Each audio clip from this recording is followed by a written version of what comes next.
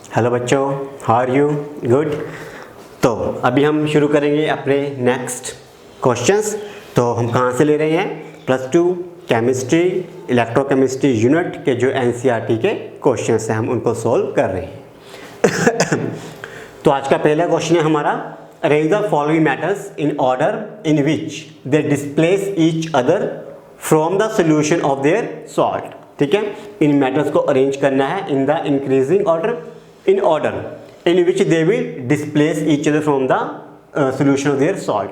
तो बेसिकली जिसकी ज़्यादा रिएक्टिविटी होगी वो अपने से नीचे वाले को डिस्प्लेस कर देगा। नीचे वाले का मतलब जो इलेक्ट्रोकेमिकल सीरीज में ऊपर है वो ज़्यादा रिएक्टिव होगा और वो अपने से जो नीचे वाले हैं उनको डिस्प्लेस कर देगा। ठीक है, अब दो तरीके हैं, या तो इसके लिए हम इलेक्ट्रोकेमिकल सीरीज को कंसल्ट कर सकते हैं। ठीक है, वहाँ से एग्जैक्ट वैल्यू जो हमारे पास इलेक्ट्रो पोटेंशियल्स की होती है उसको देख सकते हैं।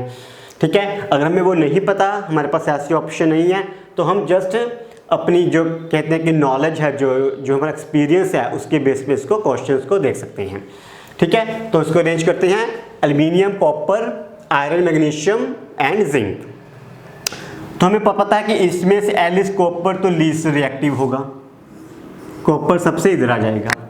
ठीक है, aluminium, iron, zinc, magnesium and zinc. अब इनमें से जो मैग्नीशियम है that is the most reactive.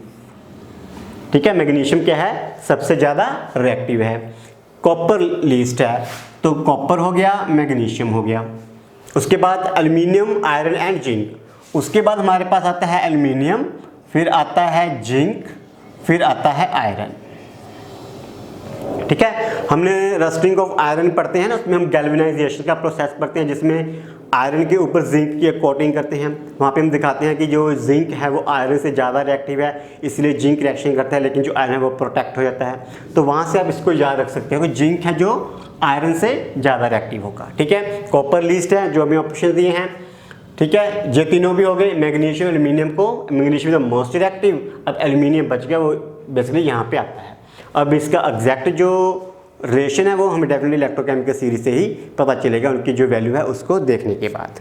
Okay, next question, given the standard electron potential. हमें स्टैंडर्ड इलेक्ट्रॉन पोटेंशियल दिए हुए हैं पोटेशियम, सिल्वर, मर्करी, मैग्नीशियम और क्रोमियम का। Given the standard electron potential, तो हमें करना है क्या क्वेश्चन में? आई थिंक स्टेटमेंट कंप्लीट नहीं है। गिवन द इलेक्ट्रोस्टैटिक पोटेंशियल में दिए हैं, arrange this metal in their increasing order of reducing power. ठीक है, इनको रिड्यूसिंग पावर के ऑर्डर में अरेंज करना है, रिड्यूसिंग पावर ऑर्डर में अरेंज करना है। ऑर्डर कौन सा होना चाहिए? इंक्रीजिंग ऑर्डर होना चाहिए। ठीक है, सॉरी, क्वेश्चन की स्टेटमेंट मैंने कंप्लीट नहीं की थी। तो क्वेश्चन हमें ये लोग इलेक्ट्रॉन पोटेंशियल दिए हुए हैं और इनको हमने अरेंज करना है in the order of reducing power. ठीक है, ऑर्डर कौन सा चाहिए? इंक्रीजिंग ऑर्डर होना चाहिए। ठीक है, तो देखते हैं कैसे करेंगे। अब जो मैंने इसके लिए मेथड डेवलप करके रखा है, जो मैं अक्सर यूज़ करता हूँ, फार्मूला जो मैंने बनाया है मर्सो। क्या बनाया मैंने? फार्मूला मर्सो। ठीक है, हम कहते हैं कि कल है, फिर परसों है, ठीक है, टुमारो, डे आफ्टर टुमारो। तो वहाँ से मैंने सोचा कि हम बना सकते हैं फार्मूला मर्सों फ्रॉम परसों। ओके, तो इसका क्या मतलब है? इसका मतलब है more reduction potential strong oxidising agent.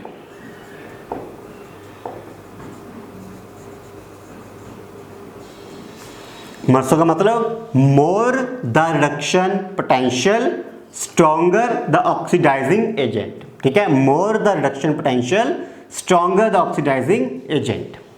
Okay, अब इसका उल्टा बना देते हैं। अब M को हमें रिप्लेस करना है LRSR। अब इसमें क्या हो गया? Lower the reduction potential stronger the reducing agent.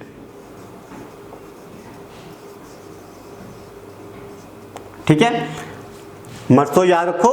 अब हमने मोर रिडक्शन पोटेंशियल और ऑक्सीडाइजिंग एजेंट की बात कर ली, अब इसका उल्टा कर दो, मोर की जगह लेस आ जाएगा, रिडक्शन पोटेंशियल ऐसा रहेगा, ऑक्सीडेशन की जगह ऑक्सीडाइजिंग रिड्यूसिंग एजेंट आ जाएगा। ठीक है, तो यहाँ से हम इसको अभी कंपेयर करके देखते हैं। क्योंकि उसने पूछा है रिड्यूसिंग पावर के ऑर्डर में, हमें रिड्यूसिंग पावर के ऑर्डर में लगाना है, तो मतलब हमें ये वाला फार्मूला यूज़ करना पड़ेगा, क्योंकि रिड्यूसिंग एजेंट है, lower the reduction potential stronger the reducing agent. ठीक है, उसने रिड्यूसिंग पावर के लिए ही हमें पूछा है, तो हम ये वाला फार्मूला यूज़ करेंगे। अब इससे क्या किया, lower the reduction potential stronger the reducing agent. ठीक है, अब देखो इसमें से सबसे लोअर किसका है, सबसे लोअर है हमारे पास पोटेशियम का। ठीक है, lower reduction potential stronger the reducing agent, potassium is the strongest reducing agent, इसका मतलब। ठीक है, तो इसकी मैक्सिमम आ जाएगी, क्योंकि हमें इंक्रीजिंग ऑर्डर में लिखना है, तो ये कौन सा हो गया हमारे पास, मैक्सिमम। दूसरे नंबर पे आएगा मैग्नीशियम, उसके बाद हमारे पास आ गया मैग्नीशियम वाला। ठीक है, पोटेशियम हो गया, मैग्नीशियम हो गया, अब आएगा हमारे पास क्रोमियम वाला, क्रोमियम वाला भी हो गया। इसके बाद हमारे पास आएगा पहले मरकरी वाला फिर सिल्वर वाला, तो यहाँ पे स्पेस खत्म हो गई तो हम ऊपर चले जाते हैं। पहले आ गया हमारे पास मरकरी वाला, फिर आ गया लास्ट में सिल्वर वाला। ठीक है, तो lower the reduction potential stronger the reducing agent, तो जिसका लोएस्ट था ये स्ट्रॉन्गेस्ट हो गया और ये इंक्रीजिंग ऑर्डर में भी आ गया। अब जिसका हाईएस्ट रिडक्शन पोटेंशियल होगा वो वीक रिड्यूसिंग एजेंट होगा। हाईएस्ट किसका है, सिल्वर का हाईएस्ट है, तो ये वीक रिड्यूसिंग एजेंट होगा, तो ये मिनिमम वाली कैटेगरी में आ गया। तो ये हमारे पास एक इंक्रीजिंग ऑर्डर जो है रेडी हो गया। ठीक है, तो इसको आप इन फार्मूले से याद रख सकते हो, फिर ऐसे बहुत क्वेश्चन है जो कंपटीशन एग्जाम में बन जाते हैं। ठीक है, कि इसे हमें 4-5 दिए हैं, इनमें से स्ट्रॉन्गेस्ट रिड्यूसिंग एजेंट कौन सा है, स्ट्रॉन्गेस्ट ऑक्सीडाइजिंग एजेंट कौन सा है, इसका ऑर्डर क्या है, इंक्रीजिंग डिक्रीज एक्सेट्रा। तो ऐसे काफ़ी क्वेश्चंस हैं जो आ सकते हैं, तो easy way to remember with this relation. Got it. तो नेक्स्ट क्वेश्चन है हमारे पास, depict the galvanic cell in which direction zinc solid silver positive ion to zinc plus two ion silver solid take place, which of the electrode is negative charged, the carrier of the current in the cell, in which direction at each electrode. ठीक है, तो हमें basically 4 चीज़ें पूछी गई हैं। एक तो गैल्वेनिक सेल को रिप्रेजेंट करना है, उसके बाद 3 क्वेश्चन का 1 बाय 1 आंसर करना है। ठीक है तो ठीक है, गैल्वेनिक सेल रिप्रेजेंट करते हैं सबसे पहले। तो हमें पता है कि जो लेफ्ट साइड पे हम लिखते हैं वो कौन सा होता है, ऑक्सीडेशन स्टेट वाला, और राइट साइड पे कौन सा होता है, रिडक्शन स्टेट वाला, और सेंटर में क्या होता है, एक salt bridge.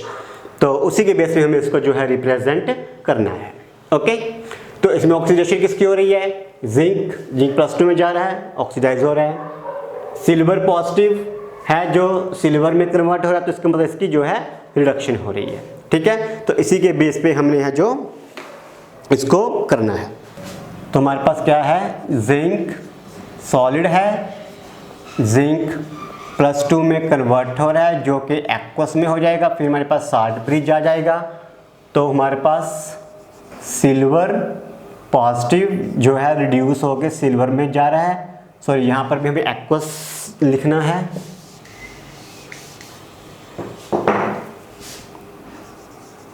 Aqueous and then silver. Okay, तो ये हमारा कौन सा हो गया, डिपिक्ट द गैल्वेनिक सेल, जो कि हमें गैल्वेनिक सेल को रिप्रेजेंट करना था। ओके, उसके बाद क्या है, विच of the electrode is negatively charged, तो वो हम कैसे ढूंढेंगे। देखो, अब हमारे पास एक इलेक्ट्रोलाइटिक सेल होता है, एक हमारे पास इलेक्ट्रोकेमिकल सेल होता है। ओके, उसके लिए मैंने कुछ फॉर्मूला डिज़ाइन किया है। हम पहले बात करेंगे इलेक्ट्रोलिसिस की, ठीक है, फिर हम बात करेंगे इलेक्ट्रोकेमिकल सेल। इलेक्ट्रोकेमिकल सेल ये कौन सा, इलेक्ट्रोलिसिस। अब इलेक्ट्रोलिसिस में जो कैथोड होता है वो क्या होता है, नेगेटिवली चार्ज्ड। इलेक्ट्रोलिसिस में जो एनोड होता है वो क्या होता है, पॉजिटिवली चार्ज्ड। ठीक है, इसको मैंने कहाँ से बनाया, बेसिकली ईयर।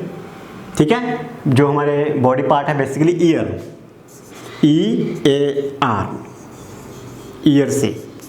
देखो अब अगर आप अल्फ़ाबेटिकली देखो ABCD करके, तो जो PQR, ठीक है, P और R काफ़ी क्लोज आते हैं। ठीक है, PQR, तो ईयर हो गया R, अब P उसके काफ़ी क्लोज है तो मैंने लिखा है EAP। तो जस्ट ऐसे इसको याद रखने के लिए बेसिकली। ओके, तो इलेक्ट्रोलिसिस में जो एनोड है EAR, R को रिप्लेस किया विद P। इलेक्ट्रोलिसिस में जो एनोड है वो पॉजिटिव है, इलेक्ट्रोलिसिस में जो कैथोड है वो नेगेटिव है। ओके, अब E दोनों में सेम रहेगा। इलेक्ट्रोलिसिस की बात कर रहे हैं, जहाँ पे एनोड है यहाँ पे कैथोड है, ये भी याद रहेगा। अब P हमें वहाँ से याद रह जाएगा ES से। अब हम चलते हैं इलेक्ट्रोकेमिकल सेल में। अब इलेक्ट्रोकेमिकल सेल में मैंने यहाँ पे एक C डाल दिया है सबस्क्रिप्ट में। जो कैथोड होता है वो पॉजिटिव चार्ज होता है, इलेक्ट्रोकेमिकल सीरीज में जो एनोड होता है वो नेगेटिवली चार्ज होता है। ठीक है, अब बस हमें जमा जो ये अपने नेगेटिव या पॉजिटिव है, हमें जस्ट उसको उल्टा करना है।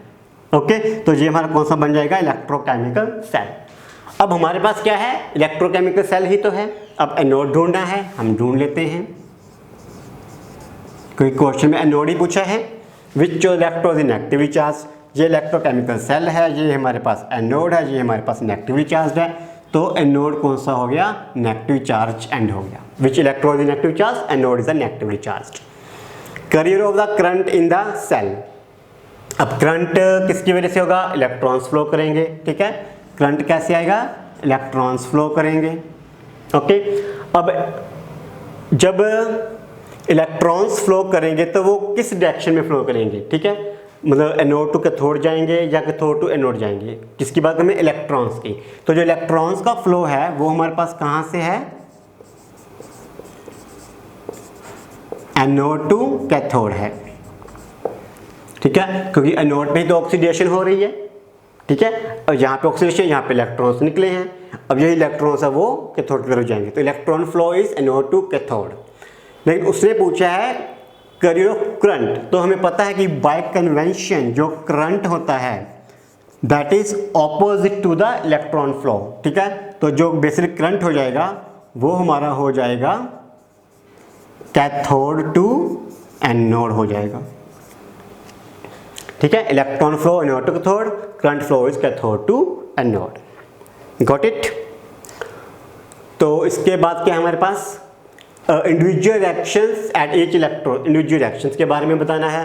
तो हम अगर एनोड की बात करते हैं, ये मेरा मान लो एनोड है, तो जिंक +2 इलेक्ट्रॉन में कन्वर्ट हो रहा है। अगर मुझे कैथोड की बात करनी है तो कैथोड क्या है हमारे पास इस केस में, सिल्वर है।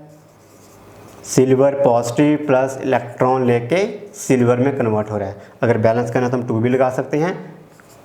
ओके, तो जो हमारी एनोड की रिएक्शन होगी और ये हमारी कैथोड की रिएक्शन हो गई।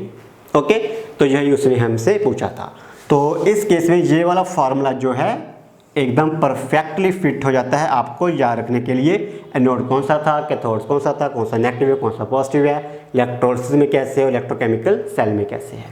ओके, मेन कहाँ से शुरू करना है, ईयर से, EAR, ईयर से शुरू करना है बस, बाकी सब हो जाएगा। ओके, चलो ये क्वेश्चन हो गया। अभी अगला क्वेश्चन लेते हैं, calculate the standard electrode, standard cell potential. हमें सेल पोटेंशियल कैलकुलेट करना है of the galvanic cell in which following reaction take place. तो हमें रिएक्शन दी हुई है, उसमें से हमें उसका सेल का निकालना है पोटेंशियल। ओके, तो देखते हैं कौन कौन सेल है। क्रोमियम के साथ कैडमियम है, फेरस का सिल्वर है, ये हमें दिया हुआ है। ओके, सिंपल है। तो E0 जो सेल हमें निकालना है। ठीक है, तो पहले कौन सा है, क्रोमियम कैडमियम का केस है। अभी हमें करना क्या है, कैथोड माइनस एनोड करना है। ठीक है, वो हमें पता है कि जो E सेल हमें निकालेंगे वो कहाँ से निकालेंगे, E cathode minus E anode से निकालेंगे, हमें पता है। अब कैथोड पे क्या है, रिडक्शन है, जो देख लेते हैं इसमें से कौन रिड्यूस हो रहा है। तो इसमें से हमारे पास जो है कैडमियम रिड्यूस हो रहा है, डेफिनेटली क्रोमियम ऑक्सीडाइज हो रहा है, ठीक है। तो कैथोड अभी हमें लेते हैं कैडमियम का कितना है, कैडमियम का हमारे पास है दिस मच, क्रोमियम का हमारे पास है दिस मच। तो कैथोड कौन है, कैडमियम, तो कैडमियम माइनस क्रोमियम, ठीक है, cathode minus anode, got it. तो कितना आएगा, कैथोड कौन सा है, कैडमियम का, बिकॉज कैडमियम है वो रिड्यूस हो रहा है, तो इसका है -0.40 माइनस एनोड का कितना है, क्रोमियम का है हमारे पास -0.74, तो -0.40 माइनस माइनस प्लस 0.74 कितना आएगा जी, प्लस का साइन आएगा ऑब्वियसली। तो कितना करूँ मैं, 4 and 3, 0.34 हमारे पास इसका जो है सेल्फ पोटेंशियल आ जाएगा। ओके, अब इस क्वेश्चन में 2-3 चीज़ें और निकालनी हैं। अगेन मैंने स्टेटमेंट को मिस कर दिया, हमें डेल्टा जी भी निकालना है और इक्विलिब्रियम कांस्टेंट भी निकालना है। तो इसके साथ साथ हमें 2 चीज़ें और निकालनी हैं, delta G and equilibrium constant के, ठीक है, ये भी दोनों फाइंड आउट करने हैं। चलो ई सेल आ गया, तो डेल्टा जी तो हमें अभी पता ही है, delta G is equal to -NFE0 of cell, straightforward, -N number of electrons कितने इन्वॉल्व हो रही हैं अभी देख लेते हैं। क्रोमियम है जो 0 ऑक्सीडेशन स्टेट से +3 में जा रहा है, मतलब 3 इलेक्ट्रॉन्स पर क्रोमियम, पर टोटल क्रोमियम कितने हैं 2, तो टोटल नंबर ऑफ इलेक्ट्रॉन्स कितने हो गए 6, तो -N, F कितना होता है 96500, E0 सेल हमने निकाल लिया है 0.34, ओके। तो इसी से हमारा क्या आ जाएगा डेल्टा जी, अभी मैं इसको कैलकुलेट कर लेता हूँ। तो हमारे पास है 6 × 96500 × 0.34, ये हमारे पास आ गया 196,860, तो ये हमारे पास इतना आंसर आ गया for the delta G, got it. Sorry, इसमें हमारे पास है माइनस का साइन है। अभी क्या निकालना है, के की वैल्यू निकालनी है। तो के की वैल्यू का रिलेशन क्या होता है, हमने कल भी किया था, that delta G is equal to -2.303 RT log of K, ठीक है। डेल्टा जी की वैल्यू हमें पता है -196,860 इक्वल टू -2.303, आर की वैल्यू कितनी होती है 8.314, सब कुछ जूल पर केल्विन पर मोल में है। टेम्परेचर हमें दिया है, टेम्परेचर यहाँ पे तो नहीं दिया, हम रूम टेम्परेचर मान लेते हैं, let's say 298 kelvin into log of K, ठीक है। तो ये हमारे पास कैंसिल हो जाएगा, तो जो लॉग ऑफ के की वैल्यू है मैं उसको कैलकुलेट कर लेता हूँ, that is 19680 by 2.303 divided by 8.314 divided by 298, तो ये हमारी वैल्यू है 3.44, ओके। तो ये हमारे पास आ गई 3.44।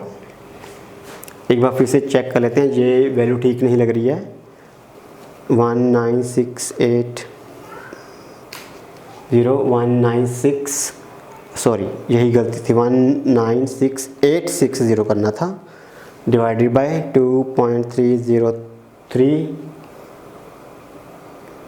इसके बाद आ गया 8.314, 298, यस 34.5, कितनी वैल्यू आ गई 34.5। लॉग ऑफ के इतना आ गया, तो यहाँ से हमारे पास क्या आ जाएगा के की वैल्यू जो कि उसका एंटी लॉग हो जाएगा, तो उसका जो हमारे पास एग्जैक्ट आंसर आता है दैट इज 3.2 10⁻34,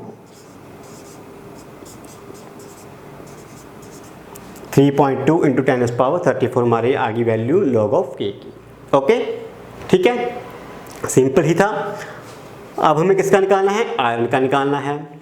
आयरन का हमें अगेन हमें देखना पड़ेगा कि कैथोड कौन सा है और एनोड कौन सा है, तो अभी देखते हैं।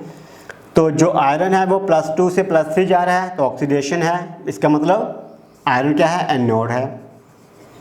सिल्वर पॉजिटिव से सिल्वर जा रहा है, इसका मतलब रिड्यूस हो रहा है, इसका मतलब ये क्या है हमारे पास कैथोड है।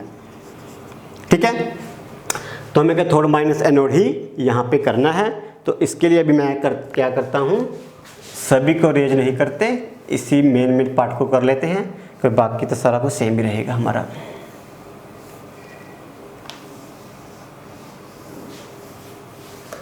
ओके, तो कैथोड माइनस एनोड हमने भी देखा कैथोड कौन सा है, सिल्वर का। तो सिल्वर कौन सा है इसमें 0.80 माइनस एनोड कौन सा है आयरन, तो आयरन है हमारे पास 0.70 माइनस 0.70 कितना आ गया ये 0.10।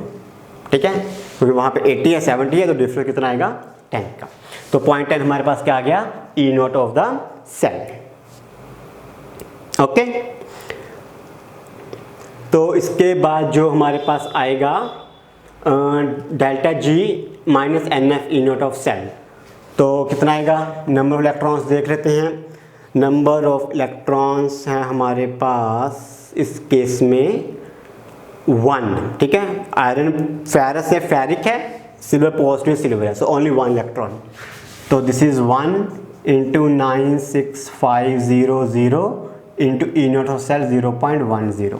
ओके, तो मैं इसको कैलकुलेट कर लेता हूँ, कुछ खास करने की जरूरत नहीं है, ये बाय 100 हो जाएगा, तो सीधा 965 जो है हमारे पास delta G with negative sign आ जाएगा।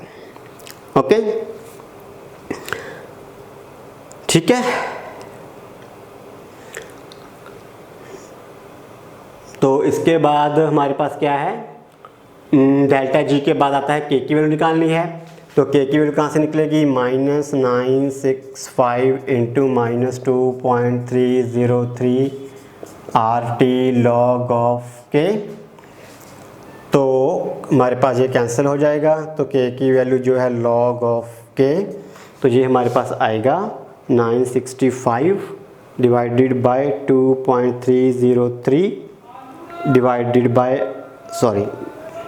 965 divided by 2.303 divided by R की वैल्यू कितनी थी 8.314 डिवाइडेड बाय टेम्परेचर कितना था 298। तो ये वैल्यू मेरे पास आ रही है 0.17। ओके, 0.17 लॉग ऑफ के 0.17। ठीक है, इसके बाद आप पास जो है एंटी लॉग लोगे। ठीक है, तो हमारे पास के की वैल्यू आ जाएगी एंटी लॉग ऑफ 0.17। ठीक है, कुछ आंसर आ जाएगा। ठीक है, ये आप कैलकुलेट करके देखना, तो वही आपका आंसर होगा। ओके, तो ये मैं यहाँ पे छोड़ रहा हूँ फॉर योर प्रैक्टिस। ओके, तो हमारा ये क्वेश्चन भी हो गया। तो इसके साथ हम चलते हैं अपने नेक्स्ट क्वेश्चंस में। पहले हम क्वेश्चंस लिख लेते हैं। ओके, तो नेक्स्ट क्वेश्चन हमारा right the Nernst equation and EMF of the following. ठीक है, तो हमें 4 सेल्स दिए हैं, इनकी नर्स्ट इक्वेशन लिखनी है और उसके बाद उनका जो है ईएमएफ ऑफ सेल वो भी कैलकुलेट करना है। ये हमें उनके रिडक्शन पोटेंशियल दिए हुए हैं। ओके, तो इसको करने के लिए हमें हर एक सेल की एक बैलेंस इक्वेशन भी चाहिए होगी, ताकि हम नंबर इलेक्ट्रॉन्स को बैलेंस कर सकें और जो भी कोएफिशिएंट्स होगा आयंस का उसको भी अपनी नर्स्ट इक्वेशन में इंकॉर्पोरेट कर सकें। ठीक है, तो अभी हम देखते हैं कैसे होगा। तो पहली कौन सी है, मैग्नीशियम और कॉपर की रिएक्शन है। मैग्नीशियम ऑक्सीडाइज हो रहा है, इसका मतलब मैग्नीशियम है कॉपर +2 है, मैग्नीशियम +2 में कन्वर्ट हो रहा है और कॉपर एटम में कन्वर्ट हो रहा है। यही रिएक्शन है हमारे पास, मैग्नीशियम +2 कॉपर +2 से कॉपर, वो हमने यहाँ पे लिख लिया है। अब नंबर ऑफ इलेक्ट्रॉन्स कितने हैं वहाँ पे देख लेते हैं। n = 2 आएगा। ठीक है, मैग्नीशियम से मैग्नीशियम +2 इलेक्ट्रॉन्स, कॉपर +2 से कॉपर एटम 2 इलेक्ट्रॉन्स लिए, तो n = 2 आ गया। अभी हमें क्या करना है, E निकालना है। E = E0 of cell -0.059/n log of क्या था, anode over cathode, oxidise species over reduce species, यही हमने कहा था। चलो इसमें से देखते हैं हमारी ऑक्सीडाइज स्पीसीज कौन सी और रिड्यूस स्पीसीज कौन सी है, या एनोड और कैथोड कौन सा है। मैग्नीशियम +2 में जा रहा है, दिस इज ऑक्सीडाइज स्पीसीज, तो ऊपर क्या आएगा, मैग्नीशियम +2 आएगा, नीचे क्या आएगा, कॉपर +2 आएगा, क्योंकि यही रिड्यूस्ड स्पीसीज है हमारे पास। अब मैग्नीशियम +2 की कॉन्सेंट्रेशन कितनी है, मैग्नीशियम +2 की कॉन्सेंट्रेशन कितनी है, 0.001 है। और कॉपर की कितनी है, कॉपर की कॉन्सेंट्रेशन कितनी है, 0.0001 है, 0.0001 है। ओके, एन कितना है हमने अभी देख लिया था, एन कितना हमारे पास 2 है। ओके, अब ई नॉट ऑफ सेल हमें देखना है, ये क्या होगा, कैथोड माइनस एनोड होगा। अभी देख लेते हैं, तो मैग्नीशियम का यहाँ पे दिया है और दूसरा कॉपर का हमें यहाँ पे दिया है। ओके, कैथोड माइनस एनोड करना है, तो ये कैथोड है, ठीक है, ये रिड्यूस हो रहा है, मैग्नीशियम ये एनोड है, ये ऑक्सीडाइज हो रहा है हमारी रिएक्शन में, तो कैथोड माइनस एनोड। ओके, तो मैं इसको बेसिकली यहीं पे कर रहा हूँ दोबारा से, तो हमारे पास क्या ऐसे, तो अगली लाइन में ही लिख लेते हैं, आपको कन्फ्यूज़न नहीं होएगा, ठीक है।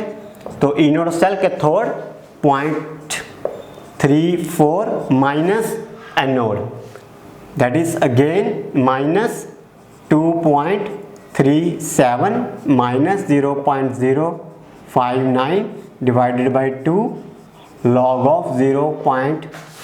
अच्छा, इसको हम ऐसा कर लेते हैं अभी, 1/123 इंटू 1/1 2 3 4, ठीक है। तो 3 हमारे कैंसिल हो गए, 1 बचा, 1 ऊपर चला, सॉरी 10 बचा, 10 हमारा ऊपर चला गया।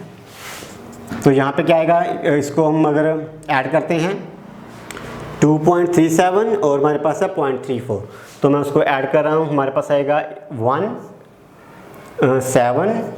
2.71।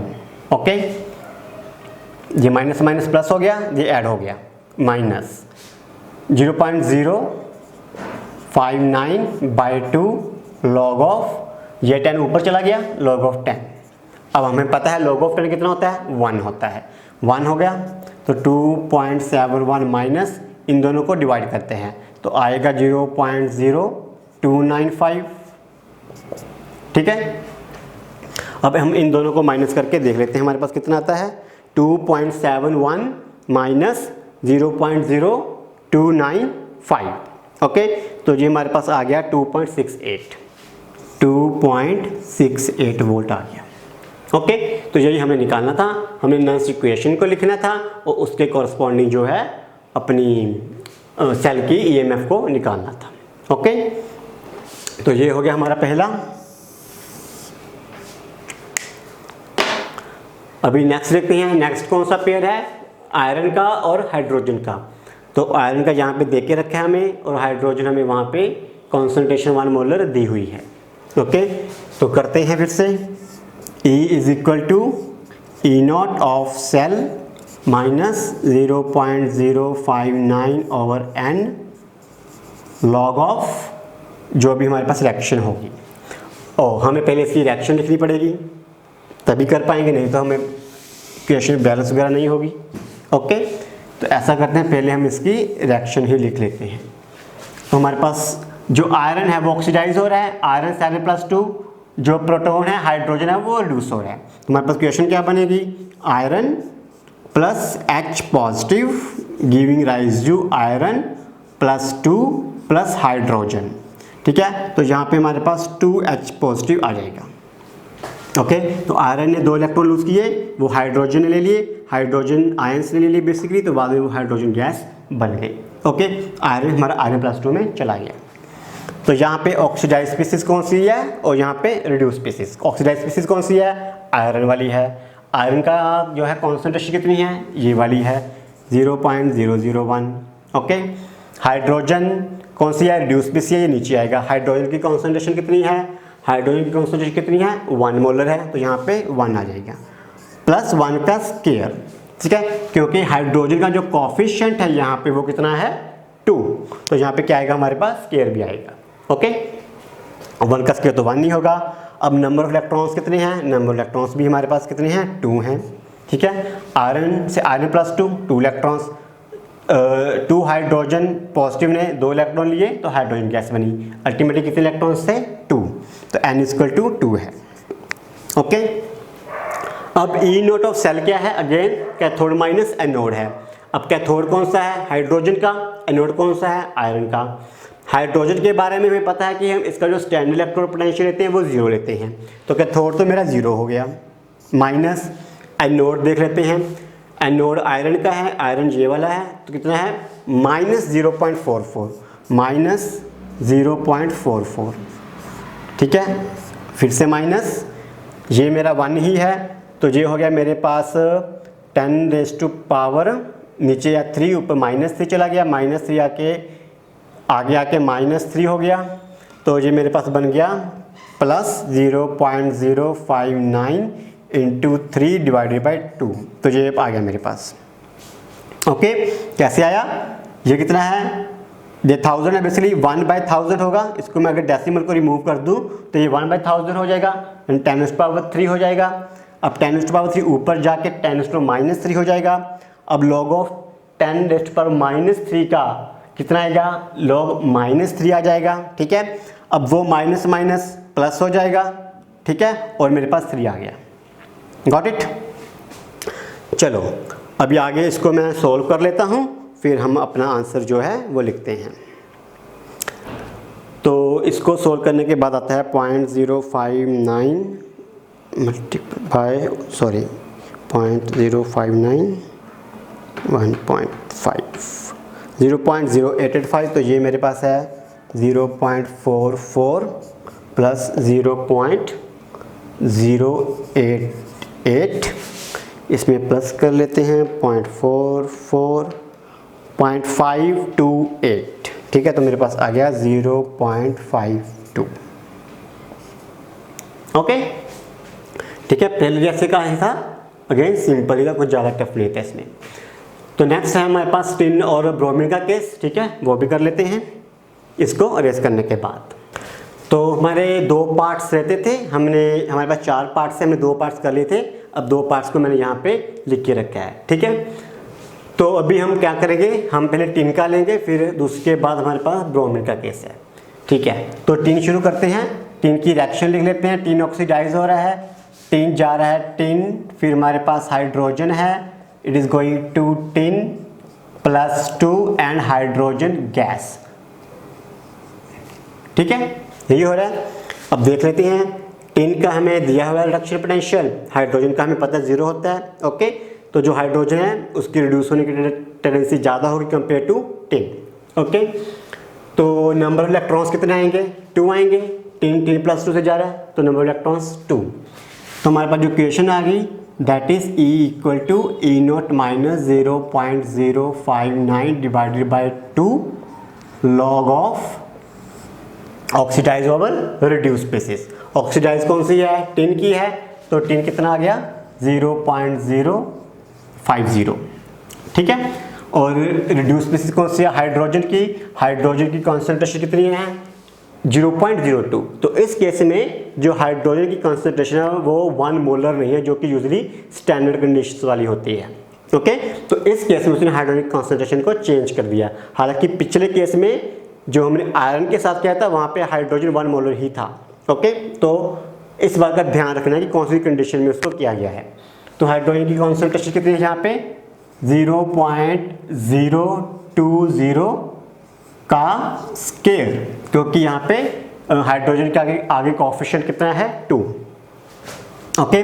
अब E0 कितना है, कैथोड माइनस एनोड, इसमें कैथोड कौन सा है, हाइड्रोजन का है विच इज 0, माइनस एनोड कौन सा है, टिन का, टिन कितना है -0.14, okay, minus 0.059 divided by 2 log of whole of this, ठीक है। इसको मैं भी कैलकुलेट कर लेता हूँ, पहले हम देखते हैं 0.14 माइनस कितना आता है, ठीक है।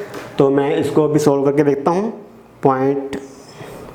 0.05 डिवाइडेड बाय 0.02 डिवाइडेड बाय 0.02।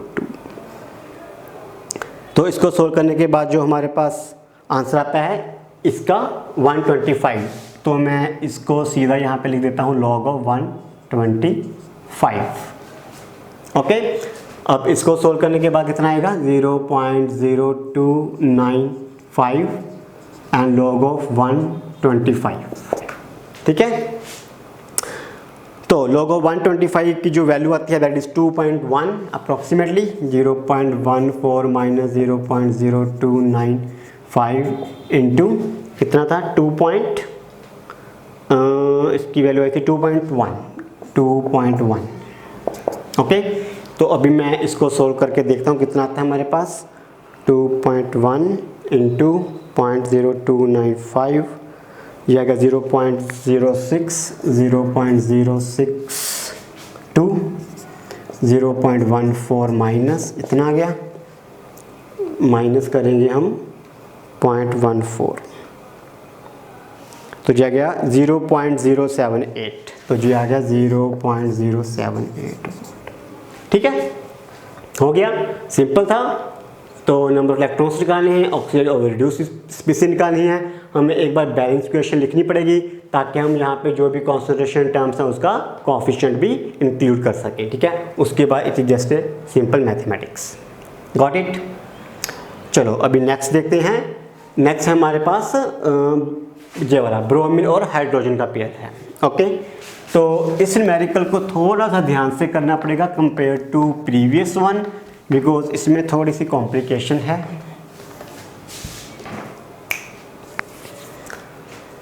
तो हमारे पास क्वेश्चन क्या होती है, E equal to E0 minus 0.059 over n log of जो भी ऑक्सीडाइज्ड है और जो भी रिड्यूस्ड है, ठीक है।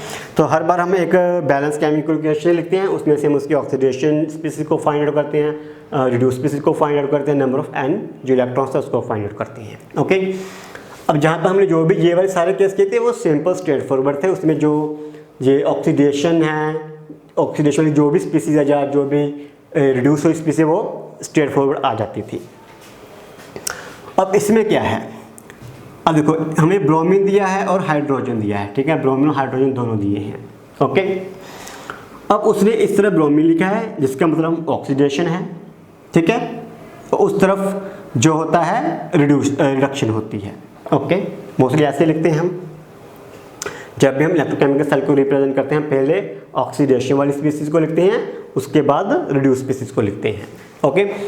इसने इसमें भी रिड्यूस स्पीसीज दे दिया है और इसमें भी जो है रिड्यूस स्पीसीज दे दिया है, इसमें इसने ऑक्सीडेशन की बात ही नहीं की, दोनों ही ऐसे जो है रिड्यूस स्पीसीज बना दिया, ओके। तो अब हमें पहले क्या करना है, हमें पहले ये ढूंढना है कि कौन सी ऑक्सीडेशन वाली स्पीसीज कौन सी रिड्यूस स्पीसीज है, ठीक है। अगर तो सीधा दिया होता जैसे ये ऑक्सीडेशन है वो रिड्यूस है, स्ट्रेट फॉरवर्ड था, लेकिन यहाँ पे ब्रोमीन है Br नेगेटिव बन रहा है रिड्यूस है, H पॉजिटिव है हाइड्रोजन बन रहा है वो भी रिड्यूस है, तो हमें नहीं पता कि इसमें ऑक्सीडेशन किसकी होगी। तो अब हम कहाँ से ढूंढेंगे, हम ढूंढेंगे उसके जो है रिडक्शन पोटेंशियल से ढूंढेंगे कि कहाँ पे क्या होगा। अब रिडक्शन पोटेंशियल ब्रोमीन का ज़्यादा है, ठीक है, तो इसका मतलब ये वाली मेरी स्पीसीज कौन सी होगी, रिड्यूस्ड वन। अब हाइड्रोजन का जो रिडक्शन पोटेंशियल है वो ब्रोमीन से कम है, इसका मतलब हाइड्रोजन क्या होगी, मेरी ऑक्सीडाइज्ड स्पीसीज होगी, ठीक है। अब यही हमने ढूंढना होता है किसी भी रिएक्शन में कि कौन सी ऑक्सीडेशन है कौन सी रिडक्शन है।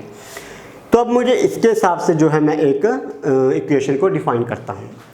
तो मैंने अभी क्या कंक्लूजन निकाला है वहाँ पे कि मेरे पास कहाँ पे लिखें, यहाँ पे लिख लेते हैं, एक तो हाइड्रोजन होगा एक ब्रोमीन होगा,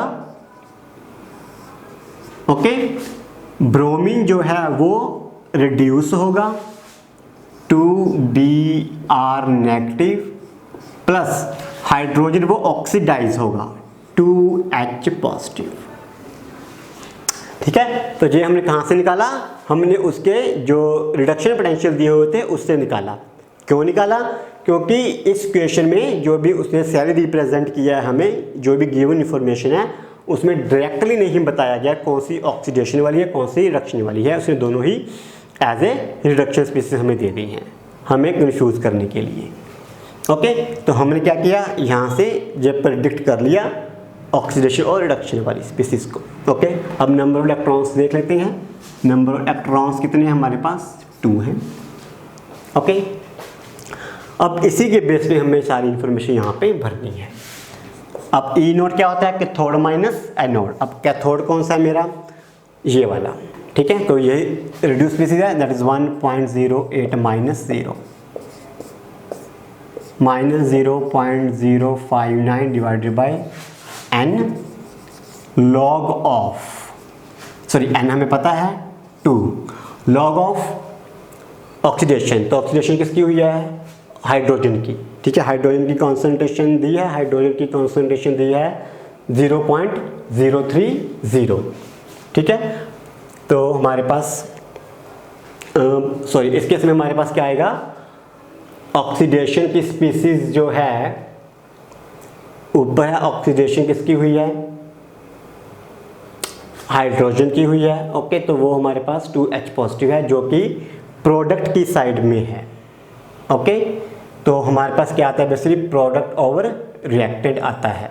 तो प्रोडक्ट की कॉन्सेंट्रेशन कौन सी है? 0.020 इंटू ब्रोमीन की कॉन्सेंट्रेशन हमें दी है 0.010, ठीक है। कोफिशिएंट की बात करें, हाइड्रोजन में कितना है? 2, ब्रोमीन में कितना है? 2 divided by product over reactant. Reactant bromine है 1, हाइड्रोजन ब्रोमीन है, दोनों कितना आएगा? 1 आएगा। ओके, इस केस में यहीं पे थोड़ी सी जो है मतलब प्रॉब्लम है कि हम इसको कैसे करेंगे। इसमें थोड़ा सा कंसेप्ट है वो चेंज हो रहा है, या कह लो थोड़ा सा डिफरेंट वे से लग रहा है कि जब हमने लॉग ऑफ इन दोनों टर्म्स को डिफाइन किया, ठीक है। यूजुअली हम क्या कहते हैं कि ऑक्सीडेशन वाली स्पीसीज और रिडक्शन वाली स्पीसीज, जिसके बेस पे हमने सारे न्यूमेरिकल्स किए हैं, ठीक है। लेकिन अगर इसकी डिटेल में जाओ तो ऑक्सीडेशन और रिडक्शन स्पीसीज जो हम डिफाइन करते हैं उसके साथ एक और टर्म भी होती है इससे पहले, वो होती है प्रोडक्ट ओवर रिएक्टेंट, ठीक है। उसी प्रोडक्ट ओवर रिएक्टेंट को बाद में सिंप्लीफाई करके हमारे पास ऑक्सीडेशन और रिडक्शन स्पीसीज आ जाती है, ठीक है। पर बेसिकली होता क्या है? प्रोडक्ट ओवर रिएक्टेंट होता है। ओके, अब इस केस में प्रोडक्ट कौन सा है? ये वाला, और रिएक्टेंट कौन सा है? ये वाला, ठीक है। तो इस केस में हम वो मेथड यूज़ कर रहे हैं जो कि इनिशियली होता है। Got it? तो प्रोडक्ट कौन सा था? Hydrogen and bromine, hydrogen and bromine. Okay, तो हाइड्रोजन की कॉन्सेंट्रेशन कितनी थी? 0.02 एंड ब्रोमीन कितनी थी? 0.010। ब्रोमीन की ये रही, सॉरी हाइड्रोजन की हमारे पास है 0.30, ये वाली। ओके, तो अभी हम क्या करते हैं, इसकी वैल्यू आएगी 1.08 माइनस 0.0259 लॉग ऑफ, इस सारे को सोल्व करना है हमें, ठीक है। अब इसके सोल्व करने के लिए हम क्या करते हैं, लॉग को यहाँ से हटा देते हैं पहले तो हम लिख लेते हैं 3 का स्क्वायर ओवर 100 का स्क्वायर इंटू 1 का स्क्वायर ओवर 100 का स्क्वायर, ठीक है। तो 1.08 माइनस 0.0259 लॉग ऑफ, तो ये मेरे पास आ गया 9 इंटू 10 रेज़ टू पावर 2 4 ये भी 4 तो 8 ऊपर जाके -8। ओके, तो 1.08 माइनस 0.0259 लॉग ऑफ, ठीक है। अब या तो मैं बिल्कुल एग्जैक्ट वैल्यू कैलकुलेट कर लूँ लॉग लेके, या मैं इसकी अप्रॉक्सीमेशन कर दूँ। तो 9 को मैं अप्रॉक्सीमेटली 10 ले रहा हूँ, तो यहाँ पे मैं लिख देता हूँ 10 माइनस 8, इसको मैंने अप्रॉक्सीमेटली 10 ले लिया, so that calculation would be easy. Minus 0.0259 log of 10 raise to power -7। अब 10 रेज़ टू पावर -7 है जो आगे आके क्या बन जाएगा, प्लस का 7, ठीक है। 1.08 प्लस 0.0259 इंटू 7, गॉट इट।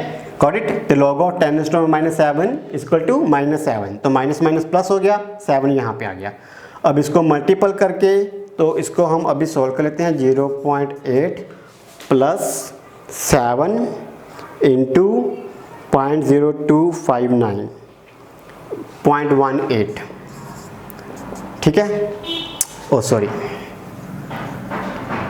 0.18, तो इसको मैंने अगर ऐड करूँगा 26, यस 1.26 आएगा, 1.26, ठीक है। तो एग्जैक्ट आंसर जो 1.28 है बेसिकली, क्योंकि हमने यहाँ पर भी थोड़ी सी अप्रॉक्सीमेशन वगैरह लगाई है, तो अल्टीमेट हमारे पास वेरी क्लोज आंसर आ गया 1.26 का, ठीक है। तो हमने एक अप्रॉक्सीमेशन लगा ली थी यहाँ पे, ओके। तो हो गया, सिंपल और स्ट्रेट फॉरवर्ड था। अब इस क्वेश्चन में या न्यूमेरिकल में क्या कॉम्प्लिकेशन थी, यही कि दोनों ही रिड्यूस पीसी दे रखी हैं, ऑक्सीडेशन के बारे में बताया नहीं है। हमने यहाँ पे ऑक्सीडेशन को फाइंड आउट कर लिया बाय रिडक्शन पोटेंशियल, उसी के बेस पे हमने अपनी इक्वेशन को डिफाइन किया। उसी इक्वेशन को डिफाइन करने के बाद हमने यहाँ पे प्रोडक्ट ओवर रिएक्टेंट कर दिया, ओके। अब हम यूजुअली यही बोलते हैं कि ऑक्सीडेशन स्पीसीज है, जहाँ जो रिड्यूस स्पीसीज है उसको लिखना है, ठीक है। लेकिन ये अल्टीमेटली ड्राइव कहाँ से होता है, प्रोडक्ट ओवर रिएक्टेंट से होता है, ओके। मैं आपको उसकी भी एक एग्जांपल करवा देता हूँ तो आपको और अंडरस्टैंडिंग हो जाएगी, ओके। तो मैं एक जनरल एग्जांपल लूँगा so that you can understand, ठीक है। तो जनरल एग्जांपल मैं कौन सी ले रहा हूँ, I am taking let's say zinc copper +2 giving rise you copper plus zinc +2, ठीक है। अगर इसमें मुझे E बनाना है, that is E0 of cell minus 0.059 over n log of product over reactant. Product क्या है, कॉपर की कंसंट्रेशन, रिएक्टेंट क्या है, ओ सॉरी जिंक, प्रोडक्ट है जिंक की कंसंट्रेशन और जिंक की कंसंट्रेशन ओवर कॉपर की कंसंट्रेशन, ठीक है। तो ये क्या आ गया, बेसिकली प्रोडक्ट ओवर रिएक्टेंट, ठीक है। अब क्योंकि जो एलिमेंटल स्टेट होती है, जैसे कॉपर एटम है एलिमेंट है, जिंक एटम है ये एलिमेंट है, इसकी बाय डिफ़ॉल्ट हम 1 लेते हैं, ठीक है। तो अगर ये बाय डिफ़ॉल्ट 1 है तो मेरे पास क्या आ गया, जिंक +2 ओवर कॉपर +2 आ गया, ओके। अब ये क्या है, ऑक्सीडाइज ओवर रिड्यूस स्पीसीज है, ठीक है। इसीलिए हम यूजुअली क्या कहते हैं, ऑक्सीडाइज ओवर रिड्यूस स्पीसीज कहते हैं। बट वो ऑक्सीडाइज रिड्यूस स्पीसीज जो बेसिकली आती कहाँ से है, फ्रॉम प्रोडक्ट ओवर रिएक्टेंट आती है। इसलिए हमने यहाँ पे क्या किया, प्रोडक्ट ओवर रिएक्टेंट किया है, ओके। तो इन अदर हम ये भी बोल सकते हैं कि जो बेस्ट वे है वो यही है कि प्रोडक्ट ओवर रिएक्टेंट करना है, ठीक है। फिर क्योंकि जनरली ऐसा क्वेश्चन यूजुअली होता नहीं है, मोस्टली हमें क्लियर कट इन्फॉर्मेशन होती है कि कौन सा ऑक्सीडाइज है कौन सा रिड्यूस है, तो यूजुअली हमें डेली बेसिस पे या न्यूमेरिकल में ऐसी जो रिक्वायरमेंट है कभी आई नहीं इतनी ज़्यादा, ठीक है। बट डेफिनेटली अगर केस कॉम्प्लिकेट है जैसे ऐसे, तो आप प्रोडक्ट ओवर रिएक्टेंट करोगे, गॉट इट, ठीक है। तो इसके साथ हमारा ये वाला न्यूमेरिकल भी हो गया है, ठीक है। फिर हम अभी आगे देखते हैं बाकी के न्यूमेरिकल्स। तो नेक्स्ट क्वेश्चन है, in the button cell widely used in watches and other devices the following reaction take place, zinc silver oxide water, zinc +2 silver atom hydroxyl ion, determine the E0 cell के लिए हमें निकालना है and delta G। तो E0 हमें individual reactions का दिया है, तो जिंक का रिडक्शन पोटेंशियल दिया है, सिल्वर ऑक्साइड का रिडक्शन पोटेंशियल दिया हुआ है, ओके। तो E हमें निकालना है, तो E हमें पता है क्या होता है, that is cathode minus anode, E of cathode minus E of anode, okay. अब कैथोड कौन सा है, जहाँ पे रिडक्शन हो रही है। अब रिडक्शन किस पे हो रही है, सिल्वर पे हो रही है, ठीक है। तो क्या आएगा 0.344 माइनस एनोड, एनोड कौन सा, ऑक्सीडेशन, ऑक्सीडेशन कहाँ पे है, जिंक पे, जिंक का कितना है -0.76, -0.76, तो 0.0344 प्लस 0.76 ये कितना गया 10, ओह सॉरी, सो 4 यहाँ पे 7 6 1.1, ठीक है। तो ये हमारे पास कितनी आ गया उसका जो था E नॉट। अब और क्या निकालना हमें, delta G, and delta G is equal to minus N F E not of cell, ठीक है, माइनस अभी एन देखो कितना है, जिंक है जो जिंक +2 में जा रहा है, 2 इलेक्ट्रॉन्स लूज कर रहे हैं, ठीक है। अभी जो 2 हाइड्रोक्सिल आयन है वो भी 2 नेगेटिव है, सिल्वर +1 से सिल्वर एटम में जा रहा है, 2 silver positive ion 2 silver atom में जा रही हैं, तो बेसिकली जो n है हमारे पास कितना है 2, ओके। तो n इज 2 इंटू 96,500 इंटू 1.104, ठीक है। तो इसको हम अभी कैलकुलेट करके देख लेते हैं हमारे पास कितना आता है। So we have 2 into 96,500 into 1.104, 213072, 213072 delta G. तो in other word 2.13 into 10⁵, sorry delta G energy, okay. तो ये हमारे पास आ गई value of delta G, okay. तो यही हमें निकालना था E naught and delta G, got it, simple था, स्ट्रेट फॉरवर्ड था ये वाला क्वेश्चन। तो नेक्स्ट देखते हैं, that is we have defined conductivity, molar conductivity, उसकी वेरिएशंस के बारे में बताना है, फिर उसके बाद हमारे पास 2 न्यूमेरिकल्स हैं, ठीक है। पहले हम स्टेटमेंट्स लिख लेते हैं। तो नेक्स्ट क्वेश्चन देखते हैं, define conductivity, molar conductivity for solution of electrolyte, discuss the variation with the concentration, okay. तो पहले कंडक्टिविटी को डिफाइन करना, उसके बाद मोलर कंडक्टिविटी को। तो कंडक्टिविटी क्या होती है, देखो हमारे पास जो रिलेशन होता है काप्पा का, ठीक है, we know that it is equal to 1/ρ, ठीक है। अब 1/ρ is equal to 1/r into L/A, ये भी हमें पता है। तो काप्पा की वैल्यू क्या आएगी 1/r इंटू L/A, ओके। अब 1/r क्या होता है ये भी पता है, that is equal to G, that is the conductance, ठीक है। तो बेसिकली हमारे पास क्या आ गया, kappa is equal to 1/r equal to G into L/A आ गया, ओके। अब अगर L भी 1 है और A भी 1 है तो K is equal to G, L equal to 1 and A equal to 1, ठीक है। लेंथ भी 1 है और एरिया भी 1 है, तो क्या आ गया K equal to G, G क्या था, कंडक्टेंस थी, K क्या है, काप्पा, दैट इज हमारी जो कंडक्टिविटी है वही है। तो इसका मतलब क्या हुआ, तो हम जो कंडक्टिविटी है उसको कैसे डिफाइन कर सकते हैं, conductivity of solution can be defined as conductance of solution, conductance of solution having length of 1 centimetre and area of 1 centimetre square, ठीक है। तो जो अपनी कंडक्टिविटी है, यहाँ स्पेसिफिक कंडक्टेंस है, उसको कैसे जो है डिफाइन कर सकते हैं, इट इज़ ए कंडक्टेंस और solution having length of 1 centimetre and area of 1 centimetre square, okay. तो ये हमारे पास आ जाएगी कंडक्टिविटी की डेफिनेशन या फिर स्पेसिफिक कंडक्टेंस की, ओके, सिंपल था। इसके बाद हमारे पास डेफिनेशन आती है मोलर कंडक्टिविटी की, ठीक है। तो मोलर कंडक्टिविटी का रिलेशन हमारे पास क्या होता है, delta M is equal to kappa into 1000/c, ठीक है। यही होती है हमारे पास जो है molar conductivity, okay. Now molar conductivity defined as conducting power of all the ions produced by dissolving, कैसे आती है इसकी definition, conducting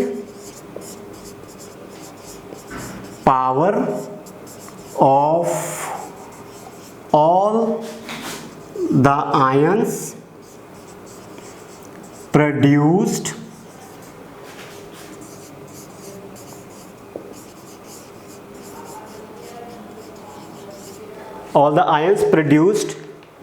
by dissolving 1 mole of electrolyte, by dissolving 1 mole of electrolyte in a solution. तो ये होगी हमारी definition of molar conductivity. ठीक है, conductivity power of all the ions produced by dissolving 1 mole of the electrolyte in a solution defined as molar conductivity. इन दोनों को define करना था। And then discuss the variation with the concentration. तो concentration के साथ उनकी क्या वेरिएशन है। अब ये तो जो हमारे पास कापा है conductivity, with the dilution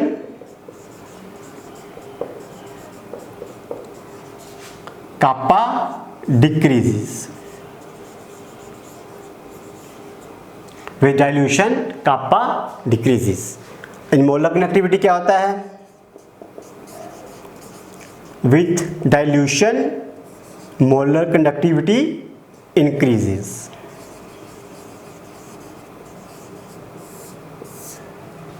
okay, kappa में क्या है, कापा बेसिकली जो हमारे पास कंडक्टेंस आती है वो आती है number of ions per unit volume. तो कापा बेसिकली क्या है, कंडक्टेंस जो कि आती है number of ions per unit volume. अब डाइल्यूट करेंगे तो number of ions per unit volume है वो कम हो जाएंगे, तो उनकी वजह से जो है कापा डिक्रीज हो जाता है। ओके, अब मोलर कंडक्टिविटी क्या है, it is a multiplication of kappa into volume. ठीक है, अब इसमें जब डाइल्यूट करेंगे तो वॉल्यूम ज़्यादा होगा। ठीक है, अब वॉल्यूम ज़्यादा होने से मोलर कंडक्टिविटी बढ़ेगी। Okay, this factor will decrease but volume factor will increase. ठीक है, तो जो नेट रिजल्ट या नेट इफेक्ट आता है that is dominating due to the volume factor. Okay, तो इसकी वजह से जो मोलर कंडक्टिविटी है वो इंक्रीज हो जाती है विद डाइल्यूशन। ठीक है, उसमें वॉल्यूम फैक्टर ज़्यादा डोमिनेटिंग हो जाता है, लेकिन जो कापा है वो डिक्रीज होता है because number of ions per unit volume है वो डिक्रीज होते हैं। ओके, तो ये थी डेफिनेशन एंड उनकी जो है वेरिएशन। ठीक है, अब नेक्स्ट क्वेश्चन है numerical conductivity of 0.2 molar solution of potassium chloride at 298 kelvin is this much, calculate its molar conductivity. तो कंडक्टिविटी दी है, बेसिकली स्पेसिफिक कंडक्टेंस दी है, बेसिकली हमें कापा दिया हुआ है, कापा गिवन इज 0.0248 और कॉन्सेंट्रेशन इज 0.2 मोलर। ठीक है, ये क्या था हमारे पास, कापा। ओके, अगर इनके नेम में आपको कन्फ्यूजन रहता है कि कनेक्टिविटी क्या थी, कापा था, रो थी, आर थी, जी थी, तो आप उसके जो डिमेंशंस है वो चेक कर सकते हो कि इसमें पीछे डिमेंशंस क्या हैं। तो उस डिमेंशन से पता चल जाता है कि हमें कौन सी वैल्यू दी हुई है। ओके, तो इस केस में जो कंडक्टिविटी है that is kappa, that is 0.0248 और कॉन्सेंट्रेशन 0.2 मोलर दिया है। हमें निकालना क्या है, मोलर। मोलर क्या होता है, delta M is equal to kappa into 1000 divided by concentration. तो कापा है 0.0248 into 1000 divided by concentration is 0.2।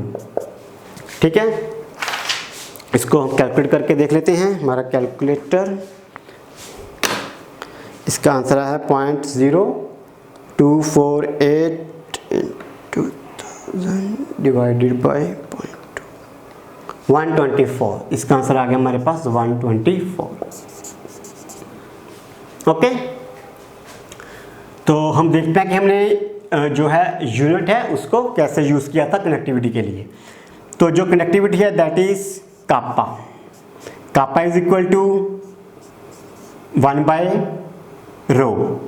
ना 1 by rho is equal to 1 by R into L by A. Okay, 1 by rho is equal to, okay, 1 by rho resistance is basically ohm, length centimetre, area centimetre square, ohm का inverse मो, मो का inverse मतलब मो को हम कैसे लिख सकते हैं, साइमन। ये कट हो गया, ये आ गया सेंटीमीटर इनवर्स, तो कापा आ गया ये। ठीक है, तो अगर वैसे कन्फ्यूजन है तो हम इससे डिफाइन कर सकते हैं कि ये वैल्यू किस चीज़ की होगी। Got it. ठीक है, ये भी हो गया हमारा। तो नेक्स्ट देखते हैं, resistance of a connectivity cell containing 0.001 molar potassium chloride solution at Na kelvin is 1500 ohm. ठीक है, तो देखो सिर्फ यूनिट क्या है, ओम, इसका मतलब रेजिस्टेंस दी होगी, तो उसने लिखा भी रेजिस्टेंस से हुआ यहाँ पे। तो रेजिस्टेंस के लिए तो स्ट्रेट फॉरवर्ड हो गया कि resistance is equal to 1500 ohm. What is cell constant, तो सेल कांस्टेंट निकालना है हमें। तो सेल कांस्टेंट क्या होता है, cell constant is equal to L/A। If conductivity of this much potassium chloride solution at Na kelvin is this much, तो again हमें कंडक्टिविटी दी है, कापा दिया है, यूनिट साइमन सेंटीमीटर इनवर्स है जो कि हमने अभी ड्राइव किए थे। तो हमें ये भी पता चल गया कि हमें कापा की वैल्यू दी हुई है 0.146 इंटू 10⁻⁻3। तो हमें निकालना क्या है, हमें सेल कांस्टेंट निकालना है। Got it? ओके, तो हमें पता है कि kappa is equal to 1/ρ, 1/ρ is equal to 1/r into L/A। ठीक है, तो यहाँ से L/A आ जाएगा, L/A is equal to kappa into R। तो कापा की वैल्यू है 0.146 इंटू 10⁻⁻3 इंटू रेजिस्टेंस की वैल्यू है हमारे पास 1500। ठीक है, तो मैं इसको कैलकुलेट कर लेता हूँ, हमारे पास कितना आंसर आता है, 1500 इंटू 0.146 219 इंटू 10⁻⁻3। तो ये हमारे पास जो है आगे वैल्यू अपनी सेल कांस्टेंट की। ओके, दोनों न्यूमेरिकल सिंपल थे, स्ट्रेट फॉरवर्ड थे। इन जो न्यूमेरिकल होते हैं ऐसे, उसमें मोस्टली यही कन्फ्यूज़न होता है कि कनेक्टिविटी है या कंडक्टेंस है, स्पेसिफिक कंडक्टेंस है, स्पेसिफिक रेजिस्टिविटी है, रेजिस्टिविटी है, वो सब थोड़ा सा कन्फ्यूजन रहता है। अगर नहीं पता चल रहा तो सिंपली जो उसके यूनिट्स हैं उसको देखो। ठीक है, तो वहाँ से हम इधर सोल्यूशन को वैल्यू को ड्राइव कर सकते हैं कि किस चीज़ की वैल्यू होगी। ठीक है, तो अगर हमें यूनिट डायरेक्टली याद है, रिमेंबर है, तो वेल एंड गुड है। ओके, तो ये हमारे दोनों न्यूमेरिकल हो गए। तो इसके बाद हम देखते हैं अपने नेक्स्ट न्यूमेरिकल कौन से हैं, फिर हम उनको राइट कर लेंगे ब्लैक बोर्ड पे। ओके, तो नेक्स्ट क्वेश्चन करते हैं।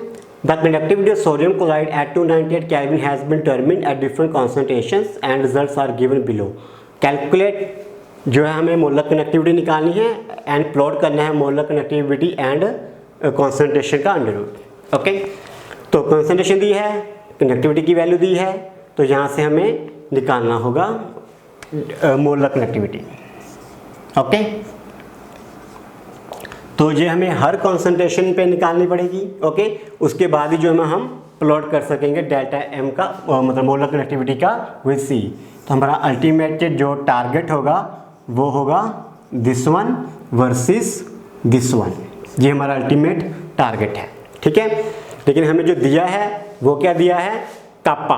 ठीक है, साइमन मीटर इनवर्स, दैट से हमें कापा दिया हुआ है।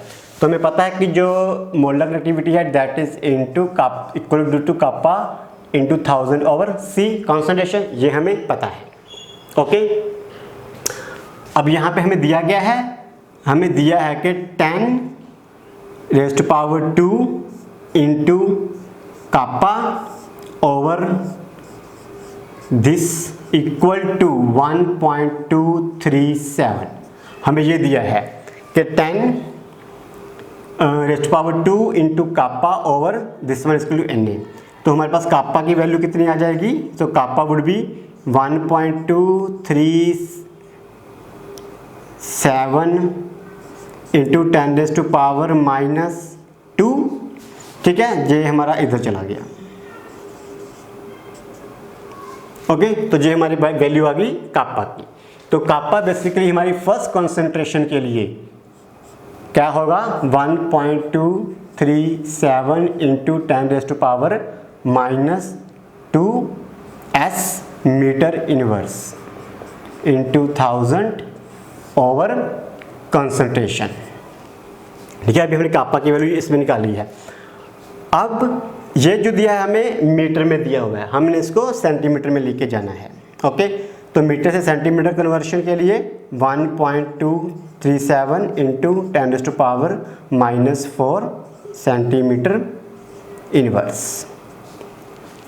ओके, क्योंकि हमें पता है 1 मीटर इक्वल टू 100 सेंटीमीटर, ठीक है। 1/1 मीटर इक्वल टू 1/100 सेंटीमीटर, ठीक है। इसका मतलब metre inverse equal to 10⁻⁻² centimetre inverse, ठीक है। यही हमने यहाँ पे किया, तो मीटर इनवर्स को सेंटीमीटर इनवर्स में ले गए विद 10⁻² फैक्टर के साथ। Got it. तो अल्टीमेटली जब हम इसको मीटर से सेंटीमीटर में करेंगे, ठीक है, सेंटीमीटर इनवर्स, तो यहाँ पे हमारे पास बेसिकली कितना आ जाएगा 4 into 1000 divide by C. Concentration कितनी है, कॉन्सेंट्रेशन हमारे केस में है 0.001, तो फर्स्ट केस में कॉन्सेंट्रेशन आ गई 0.001। तो इसको हम सोल्व करके देखते हैं हमारे पास कितना आएगा। तो हमारे पास है 1.23 बाई 1230 इंटू 10⁻⁻1, तो 123। तो फर्स्ट कॉन्सेंट्रेशन पे हमारी जो मोलर कंडक्टिविटी की वैल्यू है वो कितनी आ रही है 123। ओके, अब ऐसे हमें सेकंड पे निकालनी होगी, दैट इज अगेन कापा। कापा है हमारे पास 11.85, तो वही फैक्टर लगा के कितना आ जाएगा 11.85 इंटू 10⁻⁻4 इंटू 1000। कॉन्सेंट्रेशन कितनी है 0.01, ठीक है। तो इसका जो हमारे पास आंसर आता है 118.5, ठीक है। तो ऐसे करके हम नेक्स्ट का निकालेंगे, फिर हम नेक्स्ट का निकालेंगे, जो कि मैं नहीं निकालूंगा, आप खुद करोगे, ठीक है। और उसके बाद हमें वैल्यू चाहिए कॉन्सेंट्रेशन के अंडर रूट की। तो हमारे पास फर्स्ट कॉन्सेंट्रेशन थी C वा 0.001, तो इसका अगर मैं अंडर रूट लेता हूँ तो हम देख लेते हैं कितना आता है 0.001, 0.031, इसका इतना आ गया। नेक्स्ट कॉन्सेंट्रेशन कितनी है 0.01, नेक्स्ट है 0.01, तो 0.01 का आएगा हमारे पास 0.1। ओके, तो ऐसे ही हमारे पास नेक्स्ट कॉन्सेंट्रेशन उसका क्या आ जाएगा अंडर रूट से। तो हम इसके बाद इसको प्लॉट करेंगे, वही इसने पूछा है, calculate delta M and then plot this versus this, ठीक है। उस प्लॉट से हम इंफॉर्मेशन क्या निकाल सकते हैं, ठीक है। फिर उस प्लॉट को हम एक्स्ट्रापोलेट कर देंगे, कंसंट्रेशन 0 तक ले जाएंगे, तो एक्चुअली हमारे पास डेल्टा एम नॉट की वैल्यू आ जाएगी, ठीक है। मतलब जो हम कहते हैं इनफाइनाइट डिल्यूशन वाली वैल्यू अल्टीमेटली हमारे पास आ जाएगी। ओके, तो ये हमारा क्वेश्चन था, सिंपल सा था। ओके, बस इसमें थोड़ा सा ये जो फैक्टर है कन्वर्जन फैक्टर, इसी को थोड़ा सा ध्यान में रखना है हमें। ओके, तो नेक्स्ट क्वेश्चन देखते हैं। कंडक्टिविटी हमें दी है, conductivity of 0.024 1 molar acetic acid is this much, that is 7.9 into 10⁻⁵। Simon centimetre inverse है, तो कापा दिया हुआ है।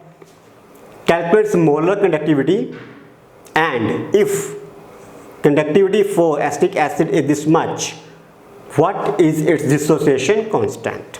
ओके, तो हम देखते हैं कि हमें दिया क्या है। पहले तो हमें कॉन्सेंट्रेशन दी हुई है 0.00241, फिर हमें कापा दिया हुआ है, बिकॉज इसके यूनिट्स हैं साइमन सेंटीमीटर इनवर्स है, इसका मतलब कापा दिया हुआ है, तो मैं उसको राउंड ऑफ करके 7.9 ले रहा हूँ इंटू 10⁻⁻5 दिया हुआ है। ओके, मोलर कनेक्टिविटी निकालनी है। मोलर कनेक्टिविटी मतलब हमें ये निकालना है, तो ये होता है हमारे पास kappa into 1000/c, straight forward है ये। तो कापा की वैल्यू 7.9 इंटू 10⁻⁻5 इंटू 1000/c 0.00241, ठीक है। मैं इसको देखता हूँ कितना आता है हमारे पास, 7.9 डिवाइडेड बाय 0.00241, ये आ गया 3278। इसको डिवाइड करके आ गया 3278 इंटू 10⁻⁻2, तो बेसिकली आ गया 32.78। तो ये हमारे पास आ गया मोलर कंडक्टिविटी। ठीक है, फिर से पूछा है if this one for acetic acid is this much what is it's dissociation constant. तो अभी हमें डिसोसिएशन कांस्टेंट वो है निकालना है। ओके, अब डिसोसिएशन कांस्टेंट के लिए हमें पता है कि जो मोलर कनेक्टिविटी है एट पर्टिकुलर कॉन्सेंट्रेशन और जो मोलर कनेक्टिविटी है एट इनफाइनाइट डाइल्यूशन। ठीक है, वो हमें दिया हुआ है, ये हमने यहाँ पे निकाल लिया 32.78 ओवर एट इनफाइनाइट डाइल्यूशन है जो 390.5 है। तो हम देख लेते हैं हमारे पास का आंसर कितना आता है 32.78 डिवाइडेड बाय 390.5 तो जाएगा 0.083 0.083। तो this is our alpha. Okay, percentage में लिखना है तो 8.3%। ठीक है, तो ये हमारे पास आ गई अल्फा की वैल्यू। ओके, इसके बाद हमें क्या निकालना है acetic acid what its dissociation constant. Oh sorry, इसने डिसोसिएशन कांस्टेंट पूछा है, अल्फा नहीं पूछा। एनीवे डिसोसिएशन कांस्टेंट निकालने के लिए हमें अल्फा तो लगेगा ही। सो अल्फा हमारा आ गया। तो डिसोसिएशन कांस्टेंट क्या होगा, हमने किया है relation C alpha square over 1 minus alpha. ठीक है, अब हम निगलेक्ट कर भी सकते हैं, नहीं भी कर सकते। ठीक है, वो हमें इतना श्योर नहीं है, तो दोनों से कैलकुलेट कर सकते हैं। पहले भी किया है, जो आंसर है वो ऑलमोस्ट सेम सा ही आएगा। ठीक है, तो आज मैं इसी वन वे से कर देता हूँ। कंसंट्रेशन की वैल्यू हमें दी हुई है, कंसंट्रेशन हमें दी हुई है 0.00241, अल्फ़ा हमें दिया है 0.083 होल का स्क्वायर डिवाइडेड बाय 1 माइनस 0.083। ठीक है, तो जो हमारे पास डिसोसिएशन कांस्टेंट की वैल्यू आ जाएगी, इसको हम सोल्व कर लेते हैं। 0.00241 मल्टीपल बाय 0.083 तो मैं इसकी वैल्यू लिख रहा हूँ 1 2 3 4 5 1.6 into 10⁻⁻5 divided by 1 minus 0.083 0.917 1.6 divided by 1.6 divided by 0.917 1.74। तो अप्रॉक्सीमेटली वैल्यू 1.74 इंटू 10⁻⁻5 हमारा जो है आंसर आ रहा है। ओके, अब इसको अगर हमें मतलब निगलेक्ट करना है तो निगलेक्ट कर सकते हैं। तो हमारा आंसर आ जाएगा 1.6 इंटू 10⁻⁻5। ठीक है, तो ओवरऑल जो आंसर है ऑलमोस्ट सेम सा ही आएगा, आप चाहे निगलेक्ट करो चाहे ना करो। ठीक है, तो ये वाला हमारा क्वेश्चन हो गया, सिंपल था ये भी। नेक्स्ट क्वेश्चन देखते हैं। How much charge is required for the following reduction of. हमें रिडक्शन करनी है और फाइंड आउट करना है कितना चार्ज हमें चाहिए। तो हमारे पास 1 मोल ऑफ एल्यूमिनियम +3 है। एल्यूमिनियम +3 से अगर हम एल्यूमिनियम जाना है तो हमें 3 इलेक्ट्रॉन लगेंगे। 3 electrons are required for 1 mole. Okay, तो इसका मतलब जो है हमें 3 फैराडे करंट लगेगा। ठीक है, 1 मोल का इलेक्ट्रॉन्स होता है वो 1 फैराडे के इक्वल आता है। तो 3 इलेक्ट्रॉन हैं, 3 मोल्स हैं तो 3 फैराडे होगा। तो टोटल चार्ज कितना हो जाएगा 3 × 96500। ठीक है, पहले के लिए सिंपल था। Then how much charge required for the following copper +2 to copper. इसका भी 1 मोल लेना है, कॉपर +2 है, 2 इलेक्ट्रॉन्स लगते हैं कॉपर एटम में जाने के लिए। ठीक है, अब इसका 1 मोल है, इसके 2 मोल हैं, तो मतलब कितना हो गया 2 फैराडे, मतलब 2 × 96500। सिंपल था। नेक्स्ट है 1 mole of MnO4 negative, MnO4 negative to Mn +2। तो इसकी ऑक्सीडेशन स्टेट निकाल लेते हैं। ये है 8, फिर वो हो गया 7, तो हमारे पास +7 आ गया। ओके, तो ये +7 से +2 जा रहा है, मतलब 5 इलेक्ट्रॉन्स का चेंज है इसमें। ओके, क्योंकि हमें 1 मोल के लिए निकालना है, तो 1 मोल रिक्वायर्ड 5 इलेक्ट्रॉन्स, मतलब 5 फैराडे, मतलब 5 × 96500 चार्ज।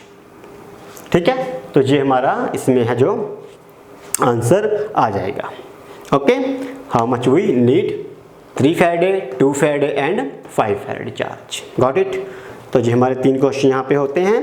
तो अभी फिर हम नेक्स्ट शुरू करते हैं। चलो, नेक्स्ट क्वेश्चन है हमारा, how much electricity in terms of faraday required to produce 20 gram of calcium from molten calcium chloride and 40 gram of aluminium from molten aluminium oxide. ठीक है, तो हमें कैल्शियम की अमाउंट निकालनी है 20 ग्राम। तो कैल्शियम की इक्वेशन लिखते हैं हम, कैल्शियम +2 इलेक्ट्रॉन्स कैल्शियम बनता है। ओके, तो हमें 20 ग्राम प्रोड्यूस करना है।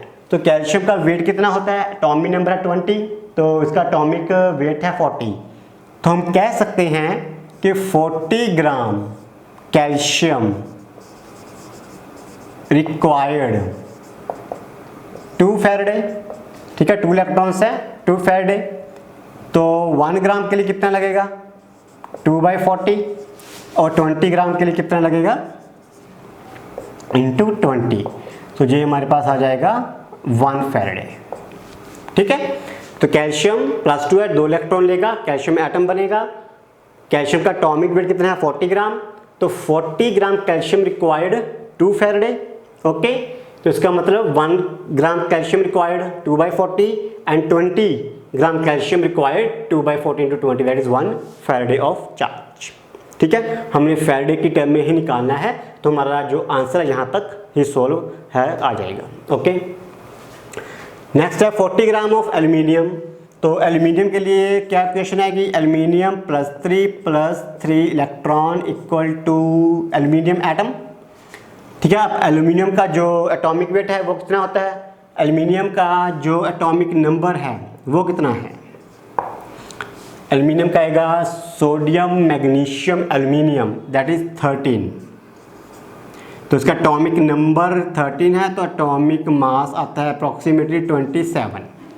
ठीक है, तो हम कह सकते हैं कि 27 gram aluminium required 3 Faraday, 1 gram required this much Faraday and 40 gram required this much Faraday. ठीक है, ये कट गया, ये आ गया हमारे पास 9, तो ये हमारे पास आ गया 4.4।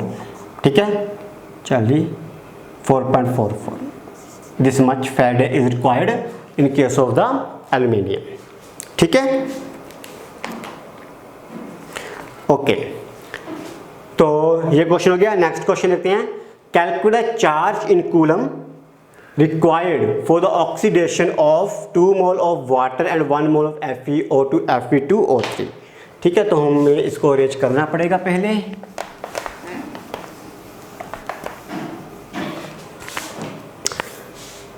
तो हमें ऑक्सीडेशन ऑफ वाटर करनी है पहले, तो उसके पहले हमें ऑक्सीडेशन ऑफ वाटर को समझना पड़ेगा। तो वाटर बेसिकली क्या है हमारे पास, H2O से हमें क्या मिलता है, H positive plus OH negative. ठीक है, यही मिलता है। अब वाटर के ऑक्सीडेशन में हमारे पास OH नेगेटिव है जो ऑक्सीडाइज होता है, तो उसमें हमारे पास क्या बनेगा, ऑक्सीजन गैस लिबरेट होती है। ठीक है, प्लस हमारे पास आता है वाटर। ठीक है, तो यहाँ पे हमें इक्वेशन को बैलेंस करने के लिए +4 प्लस इलेक्ट्रॉन्स निकालने पड़ेंगे। इक्वेशंस को बैलेंस करना तो 4 OH लगेगा, so that we have 2 and 4 electron. ठीक है, ये बेसिकली हाइड्रोक्सिल की जो है ऑक्सीडेशन की इक्वेशन आती है हमारे पास। Got it. बेसिकली यहाँ से हमें वाटर की ऑक्सीडेशन तक पहुँचना है। ठीक है, अब ये जो 4 हाइड्रोक्सिल आयन है ये कहाँ से आएंगे, ये 4 वाटर से ही तो आएंगे। तो मैं लिख सकता हूँ कि 4 water equal to 4H positive plus 4 OH negative. ठीक है, तो मैं इसको यहाँ ये लिख सकता हूँ कि मुझे 4 OH नेगेटिव चाहिए, 4 OH नेगेटिव मुझे कहाँ से मिलेगा, यहाँ से मिलेंगे, यहाँ से लेने के लिए मुझे 4 वाटर करना पड़ेगा। ओके, अब हम अगर इन दोनों इक्वेशंस को ऐड करते हैं तो हमारे पास क्या आता है, लेट्स ऐड। ठीक है, दोनों को हम ऐड करते हैं तो ये 4 OH कैंसिल हो जाएगा, ये 2 वाटर कैंसिल हो जाएगा। ओके, तो हमारे पास क्या बचेगा, 2 water giving rise to oxygen plus 4 proton plus 4 electron. Okay, तो उसने क्या पूछा है, बेसिकली उसने पूछा है 1 मोल ऑफ वाटर। तो 1 मोल ऑफ वाटर करने के लिए मुझे क्या करना पड़ेगा, इसका हाफ करना पड़ेगा, मतलब वाटर तो हाफ ऑक्सीजन हो जाएगा प्लस 2 प्रोटॉन हो जाएगा प्लस 2 इलेक्ट्रॉन हो जाएगा। ठीक है, तो 1 वाटर की जो ऑक्सीडेशन है वो मुझे क्या दे रही है, हाफ ऑक्सीजन 2 प्रोटॉन 2 इलेक्ट्रॉन। ठीक है, तो इस केस में मेरे पास जो नंबर ऑफ इलेक्ट्रॉन्स इन्वॉल्व हैं वो कितने हो गए, 2। ओके, अब 2 moles of water, oh sorry, उसने 2 मोल्स ऑफ वाटर ही तो पूछा था, इसको तो करने की जरूरत नहीं थी हमें, सॉरी, उसने 2 मोल्स ऑफ वाटर ही पूछा है हमसे। ठीक है, तो ये 2 मोल्स ऑफ वाटर की इक्वेशन हमारी आ गई, इसमें कितने इलेक्ट्रॉन्स लगे, 4। Got it. तो इसका मतलब हमें कितने फैराडे चार्ज चाहिए होगा, तो we need 4 faraday of charge. So 2 moles of water will required 4 faraday. Okay, ठीक है, तो 4 फैराडे हमें बेसिक नंबर ऑफ इलेक्ट्रॉन्स चाहिए थे, इस इक्वेशन से हमने बेसिकली उसी चीज़ को ड्राइव किया है। Got it. तो अगर इसको फैराडे की इंस्टेड ऑफ इस फॉर्म में लिखना है तो हम इस फॉर्म में भी लिख सकते हैं। ठीक है, क्योंकि इस केस में उसने कूलम्स पूछा है, पिछले केस में उसने फैराडे पूछा था, तो लेकिन इस केस में उसने कूलम्स पूछा है, तो 4 × 96,500 हमारे पास इसका जो आंसर आ जाएगा for 2 mole of the water. Okay, तो इस क्वेश्चन को या ऐसे क्वेश्चन को यहाँ पर हमें वाटर की ऑक्सीडेशन आती है तो ये थोड़ा सा हमें पता होना चाहिए। ठीक है, कि जो वाटर है वो H पॉजिटिव और OH नेगेटिव देगा। ठीक है, अब इसी OH नेगेटिव की हम ऑक्सीडेशन करा के ऑक्सीजन वाटर 4 इलेक्ट्रॉन से निकालेंगे।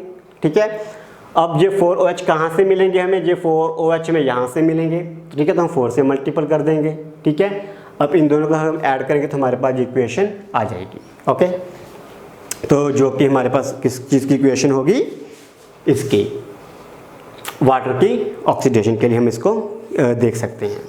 ओके, तो नेक्स्ट क्वेश्चन है सोल्यूशन ऑफ निकल nitrate is electrolysed between platinum electrodes using A current of 5 ampere for 20 minutes, what mass of निकल विल बी डिपॉजिटेड। तो मास ऑफ निकल डिपॉजिट हमें जो है निकालना है, करंट हमें दिया है तो चार्ज हम निकाल सकते हैं। तो charge Q would be equal to ampere कितना है 5, that is I into T, that is 5 into time कितना है 20 मिनट, 20 मिनट इंटू 20 सेकेंड्स। ठीक है, ये कितना हो गया 6000। ठीक है, ये हमारे पास चार्ज कितना आ गया 6000। अब क्योंकि निकल की बात कर रहे हैं तो इसका मतलब निकल +2 होगा, फिर 2 इलेक्ट्रॉन्स होंगे, निकल एटम बनेगा। ओके, तो इसका मतलब क्या हुआ, निकल का एटॉमिक वेट कितना है 58.7 है, 58.7 उसका एटॉमिक वेट है।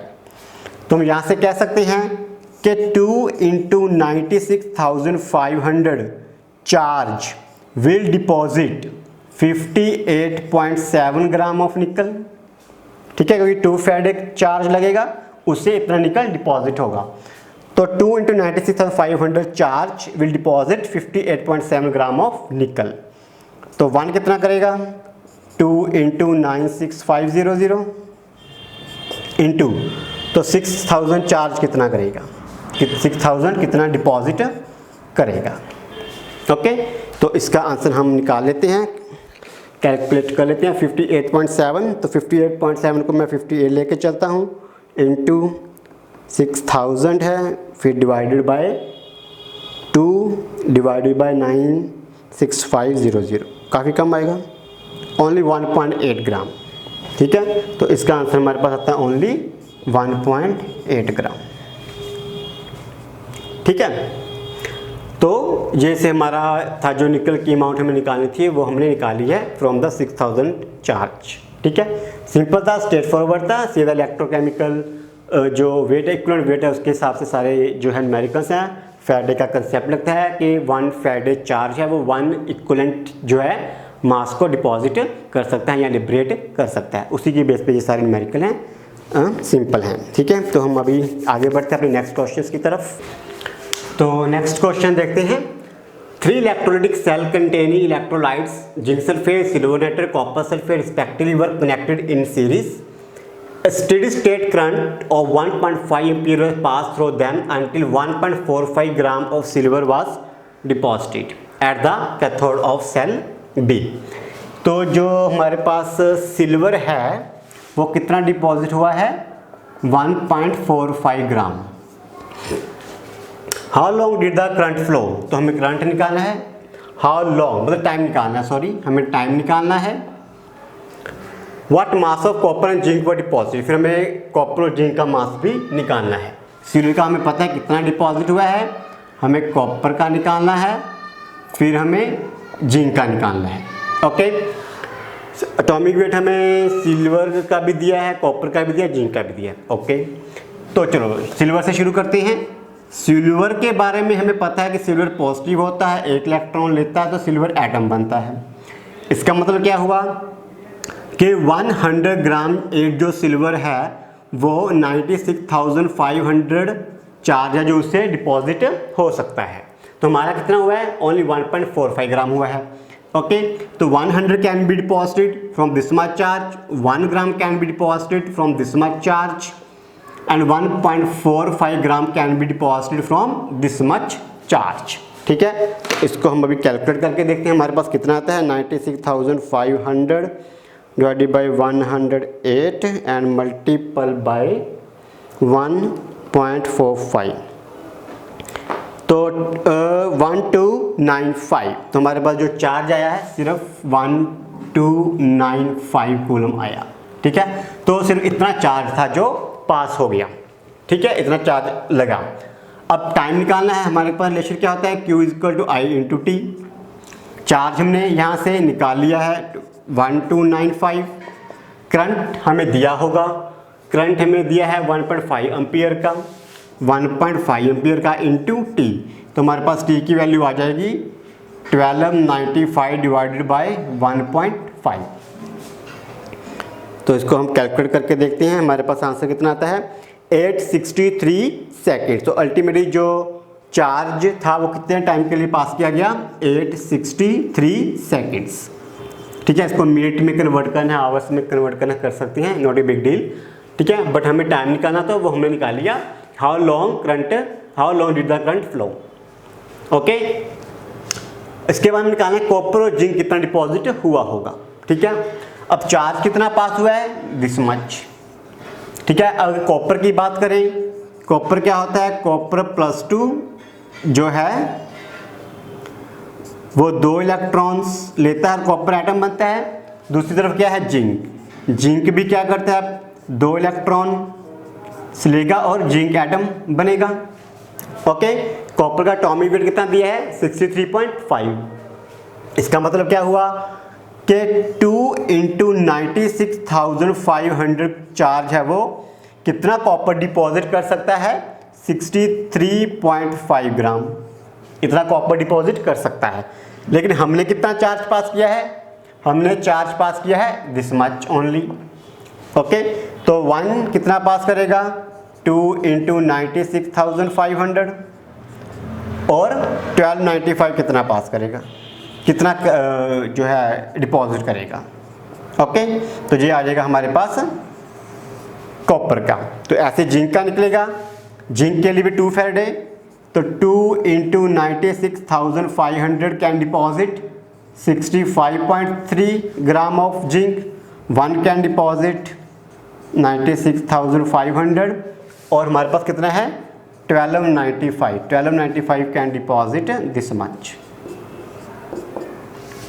ओके, तो अभी हम इन दोनों को कैलकुलेट करके देखते हैं हमारे पास कितना था 63.51295 2 डिवाइडेड बाय 96500, तो इसका आंसर आता है मेरे पास 0.426। तो इसका आंसर आ गया 0.426। ठीक है, अब इसका आंसर भी ऑलमोस्ट इतना ही आएगा, नियर बाय। क्यों? क्योंकि इसका जो वेट है 63.5 है, वहाँ कितना है 65.3, ऑलमोस्ट सेम वेट है। दोनों को 2 फैराडे लगे, इसको भी 2 फैराडे लगे, इसको भी 2 फैराडे लगे।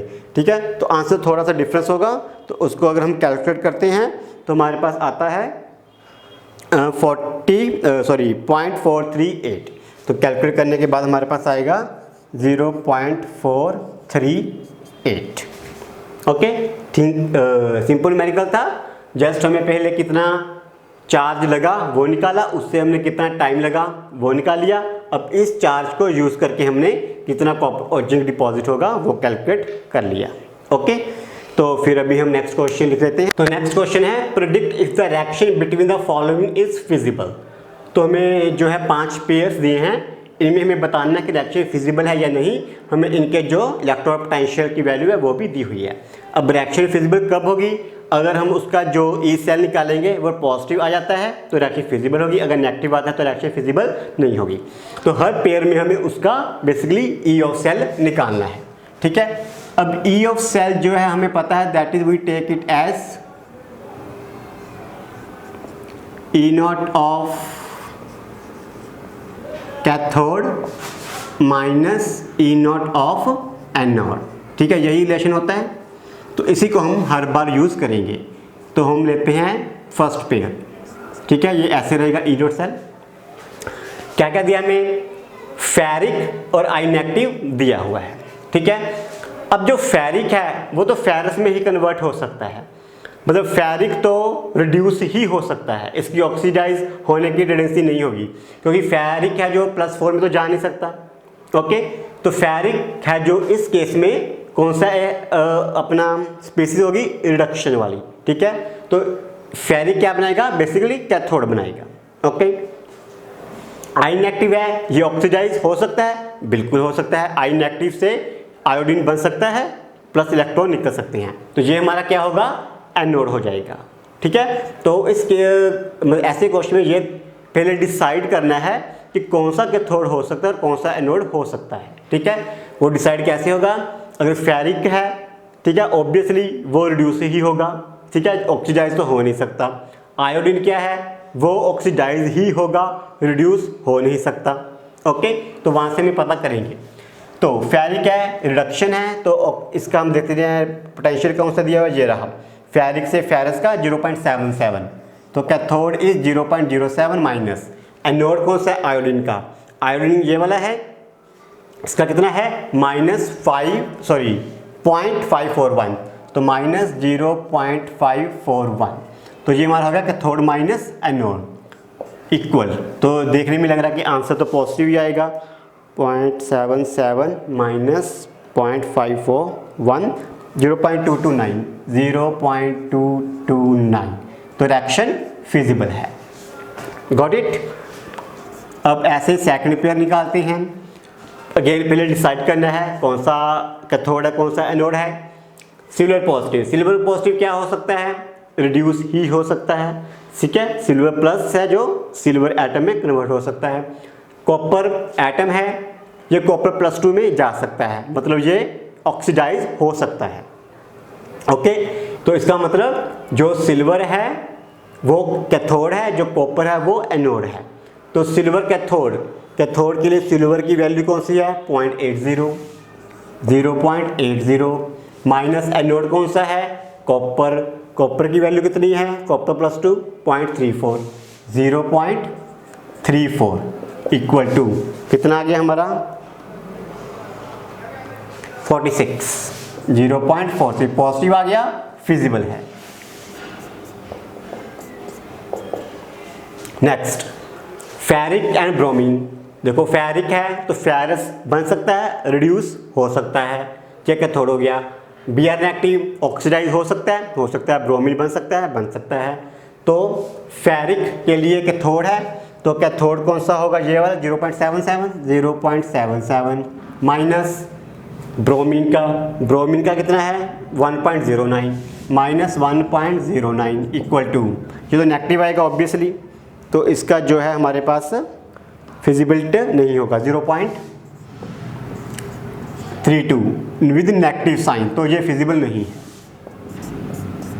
ठीक है, तो बेसिक में करना क्या है, कैथोड माइनस एनोड करना है, इसमें डिसाइड करना है कौन सा कैथोड हो सकता है, कौन सा एनोड हो सकता है। सिल्वर एंड फेरिक, अब देखो इसमें जो सिल्वर है वो ऑक्सीडाइज हो सकता है, बिल्कुल हो सकता है, सिल्वर पॉजिटिव में जा सकता है। फेरिक है जो फेरस में जा सकता है, मतलब रिड्यूस हो सकता है। तो इस केस में ये वाला मेरा कैथोड हो गया, सॉरी ये वाला मेरा एनोड हो गया, ये वाला मेरा कैथोड हो गया। ओके, अगेन फेरिक से फेरस जाना है, रिडक्शन है, कैथोड हो गया। सिल्वर से सिल्वर पॉजिटिव जाना है, ऑक्सीडेशन है, तो एनोड हो गया। तो कैथोड माइनस एनोड, तो फेरिक का पहले देख लेते हैं 0.77 माइनस सिल्वर का देख लेते हैं, सिल्वर का है 0.80, ये तो नेगेटिव में आ गया, माइनस 0.03, तो ये भी फिजिबल नहीं होगा। ओके, नेक्स्ट फिफ्थ पेयर देखते हैं, ब्रोमीन विद फेरस। तो अभी फेरिक था, अभी फेरस आ गया। अब फेरस क्या है, ये तो ऑक्सीडाइज ही हो सकता है, अब रिड्यूस तो ये होगा नहीं, तो ये मेरा ऑक्सीडेशन हो गया, ब्रोमीन Br नेगेटिव बन सकता है, इसका मतलब ये रिड्यूस हो गया। इस केस में ये कैथोड हो गया, ये एनोड हो गया। ब्रोमीन कैथोड है, ब्रोमीन का देख लेते हैं कितना है 1.09, ये मेरा कैथोड हो गया, माइनस एनोड फेरस है, फेरिक में जा सकता है, ऑक्सीडेशन होगी तो एनोड हो जाएगा। तो इसका पेयर कौन सा हमारे पास, ये वाला कैथोड माइनस एनोड 0.77, तो ये तो पॉजिटिव आएगा, इसका मतलब ये वाला जो है फिजिबल होगा 0.32 विथ पॉजिटिव साइन, ये कौन सा हो गया, फिजिबल हो गया। ओके, तो इसमें बेसिकली यही देखना है कि जो है सेल का निकालना है, पॉजिटिव है तो फिजिबल है, नेगेटिव है तो फिजिबल नहीं है, और हमें कैथोड और एनोड को चूज़ करना है। वो कैसे चूज़ करना है, पेयर में देखना है कि कौन सी ऑक्सीडेशन स्टेट है, उस ऑक्सीडेशन स्टेट के कंपैरेटिवली वो ऑक्सीडाइज हो सकता है या रिड्यूस हो सकता है, उसी के बेस पे हमें अपना कैथोड और एनोड को चूज़ करना है, बस उसका वैल्यू भर देनी है तो हमारा आंसर आ जाएगा। ओके, सिंपल था। तो इसके बाद हम देखते हैं अपना नेक्स्ट क्वेश्चन। तो लास्ट क्वेश्चन देखते हैं आज के लेक्चर के लिए। Predict the product of electrolysis of the following. Aqueous solution of silver nitrate with silver electrode है, aqueous solution of silver nitrate with platinum electrode है, a dilute aqueous solution of H2SO4 है with platinum electrode, and aqueous solution of copper chloride है with platinum electrode. तो basically हमें 4 cases दिए हैं, हमें इनके इलेक्ट्रोलिसिस का जो प्रोडक्ट होगा उसको प्रेडिक्ट करना है। ठीक है, सिंपल है वैसे तो, चलो अभी हम 1 बाय 1 देख लेते हैं। फिर भी पहले हमारे पास aqueous solution of silver nitrate. अब देखो सिल्वर नाइट्रेट का एक्वस सोल्यूशन बोला है तो डेफिनेटली उसमें एक तो सिल्वर नाइट्रेट होगा, तो वो क्या बनाएगा, silver positive and nitrate ion. ठीक है, दूसरी तरफ एक्वस सोल्यूशन बोला है तो इसका मतलब उसमें वाटर भी है, तो वो क्या बनाएगा, H positive plus OH negative. ठीक है, ये दोनों चीज़ें उसमें हमारे पास बनेगी। अब हमें ढूंढना क्या है कि प्रोडक्ट क्या होगा। चलो, एक तो कैथोड होगा, दूसरा एनोड होगा। कैथोड पे क्या जाएगा और एनोड पे क्या जाएगा, यही हमें ढूंढना है। अब कैथोड पे इन दोनों के बीच कंपटीशन हो गया, सिल्वर पॉजिटिव और H पॉजिटिव दोनों के बीच क्या हो गया, एक कंपटीशन हो गया। अब वो जाएगा जिसका रिडक्शन पोटेंशियल ज़्यादा होता है। ठीक है, कैथोड पे रिडक्शन होनी है और उसकी रिडक्शन होगी जिसका रिडक्शन पोटेंशियल ज़्यादा है। अब हमें पता है कि H पॉजिटिव का तो 0 होता है, ओके, और सिल्वर का 0 से ज़्यादा होता है, तो कैथोड पे सिल्वर डिपॉजिट हो जाएगा। तो कैथोड पे कौन जाएगा, सिल्वर। ठीक है, सिल्वर पॉजिटिव इलेक्ट्रॉन लेके सिल्वर एटम बनेगा in this case, because silver has more reduction potential compare to hydrogen. ठीक है, अब कंपटीशन हो गया हाइड्रो OH इनएक्टिव और नाइट्रेट आयन के बीच। ओके, लेकिन इस पर्टिकुलर केस में हमारे पास सिल्वर इलेक्ट्रोड दिया है। क्या दिया है? सिल्वर का इलेक्ट्रोड दिया है। ओके, जब ऐसे सिचुएशन होती है, सेम इलेक्ट्रोड होता है, तो बेसिकली एनोड पे इसी की जो है ऑक्सीडेशन होती है। इन this case this itself will get oxidized, ठीक है, and silver atom given to silver ion and silver ion will get back into the solution. Okay, और वही सिल्वर आयन बाद में इधर जो है रिड्यूस हो जाएंगे। ओके, तो इसका जो आएगा हमारे पास प्रोडक्ट ये वाला। सेकंड देखते हैं, एक्वा सोल्यूशन है सिल्वर नाइट्रेट का विद प्लेटिनम इलेक्ट्रोड। अभी उसने इलेक्ट्रोड चेंज कर दिया, तो हमारे पास सिल्वर नाइट्रेट तो था ही, ठीक है, silver positive plus nitrate plus aqua solution है, अगेन वाटर है, तो इसका मतलब H positive plus OH negative है। अगेन इन दोनों के बीच कंपटीशन हो गया। ठीक है, अगेन सिल्वर का रिडक्शन पोटेंशियल ज़्यादा है, तो कैथोड पे कौन चला गया? सिल्वर चला गया। कैथोड पे कौन चला गया? सिल्वर चला गया। अब इन दोनों के बीच कंपटीशन हो गया। इलेक्ट्रोड कौन सा है? प्लैटिनम का, प्लैटिनम इलेक्ट्रोड। अब ये जो प्लैटिनम इलेक्ट्रोड होते हैं, ग्रेफाइट इलेक्ट्रोड होते हैं, वो इनर्ट इलेक्ट्रोड्स होते हैं, वो खुद की उनकी कोई रिएक्शन नहीं होती है सच। तो अब इन दोनों के बीच कंपटीशन रह गया OH नेगेटिव एंड नाइट्रेट में। अब इन दोनों में से नाइट्रेट का ऑक्सीडेशन पोटेंशियल ज़्यादा है या हाइड्रोक्सिल से कम है, देखना पड़ेगा। सो आई थिंक इस केस में जो OH नेगेटिव है ये जो होता है ऑक्सीडाइज होता है, और हमारे पास oxygen plus water plus electrons निकलते हैं। ठीक है, तो इन अदर वर्ड जो OH नेगेटिव है उसका ऑक्सीडेशन पोटेंशियल क्या है? हमारे पास ज़्यादा है। ओके, तो हमारे पास प्रोडक्ट क्या आएगा? O2 water plus electron. अगर इसको हमें बैलेंस करना है तो 4 OH कर देते हैं, तो 2 and 4 इलेक्ट्रॉन, तो ये हमारे पास बैलेंस इक्वेशन आ जाएगी। ठीक है, तो इसको बोले इसका ऑक्सीडेशन पोटेंशियल ज़्यादा है या इसका जो डिस्चार्ज पोटेंशियल है वो कम है। ठीक है, discharge potential is like a energy requirement, तो इसका डिस्चार्ज पोटेंशियल कम है तो इसकी एनर्जी रिक्वायरमेंट कम है, तो ये जल्दी डिस्चार्ज हो जाता है, तो हमारे पास in comparison to nitrate ion. Okay, इसके बाद आता है हमारा third, a dilute aqua solution of H2SO4। इसमें सिंपल H2SO4 दिया है, तो H2SO4 हो गया, H पॉजिटिव हो गया प्लस सल्फेट आयन हो गया। ठीक है, एक्वा सोल्यूशन है तो वाटर होगा तो मतलब H पॉजिटिव होगा, OH नेगेटिव होगा। ठीक है, अब इन दोनों में तो कोई कंपटीशन है नहीं, तो सिंपली हाइड्रोजन गैस है लिबरेट हो जाएगी।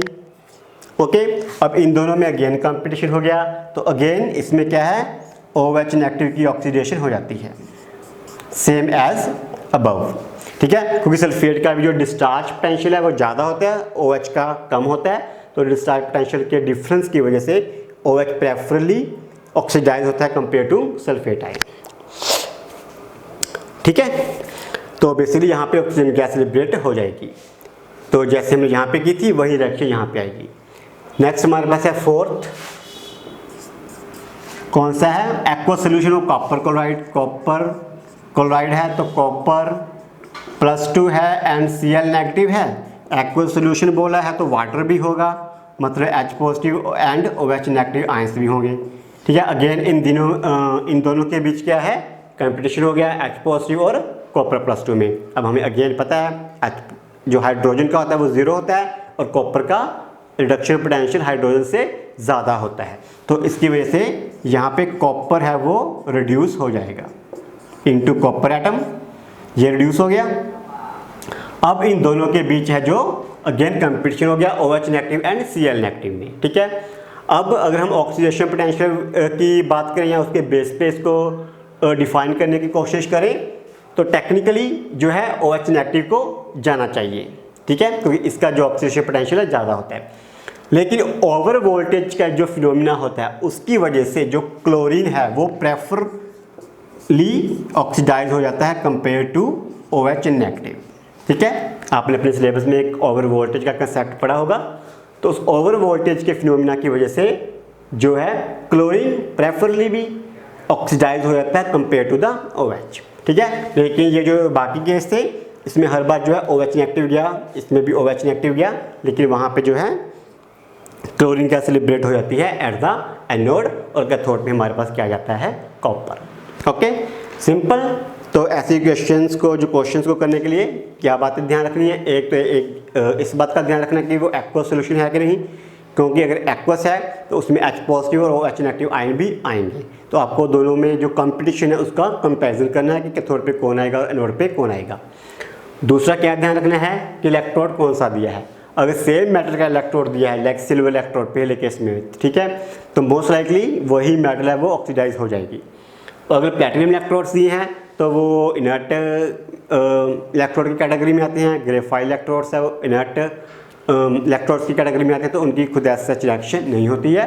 तो हमें जो प्रोडक्ट चूज़ करना पड़ता है जो आयंस हमारे एक्वस सोल्यूशन में है वहीं से करना पड़ता है, डिपेंडिंग अपॉन उनका जो भी डिस्चार्ज पोटेंशियल है, जहाँ जो भी ऑक्सीडेशन पोटेंशियल है उसके बेस पे। ठीक है, तो इसके साथ आपके जो यूनिट है इलेक्ट्रोकेमिस्ट्री के NCERT के जो क्वेश्चन थे वो हमारे यहाँ पे कंप्लीट हो जाते हैं। ठीक है, तो फिर हम मिलेंगे अपने नेक्स्ट लेक्चर में विद न्यू क्वेश्चंस के साथ। ठीक है, तब तक के लिए goodbye and keep watching. Thank you.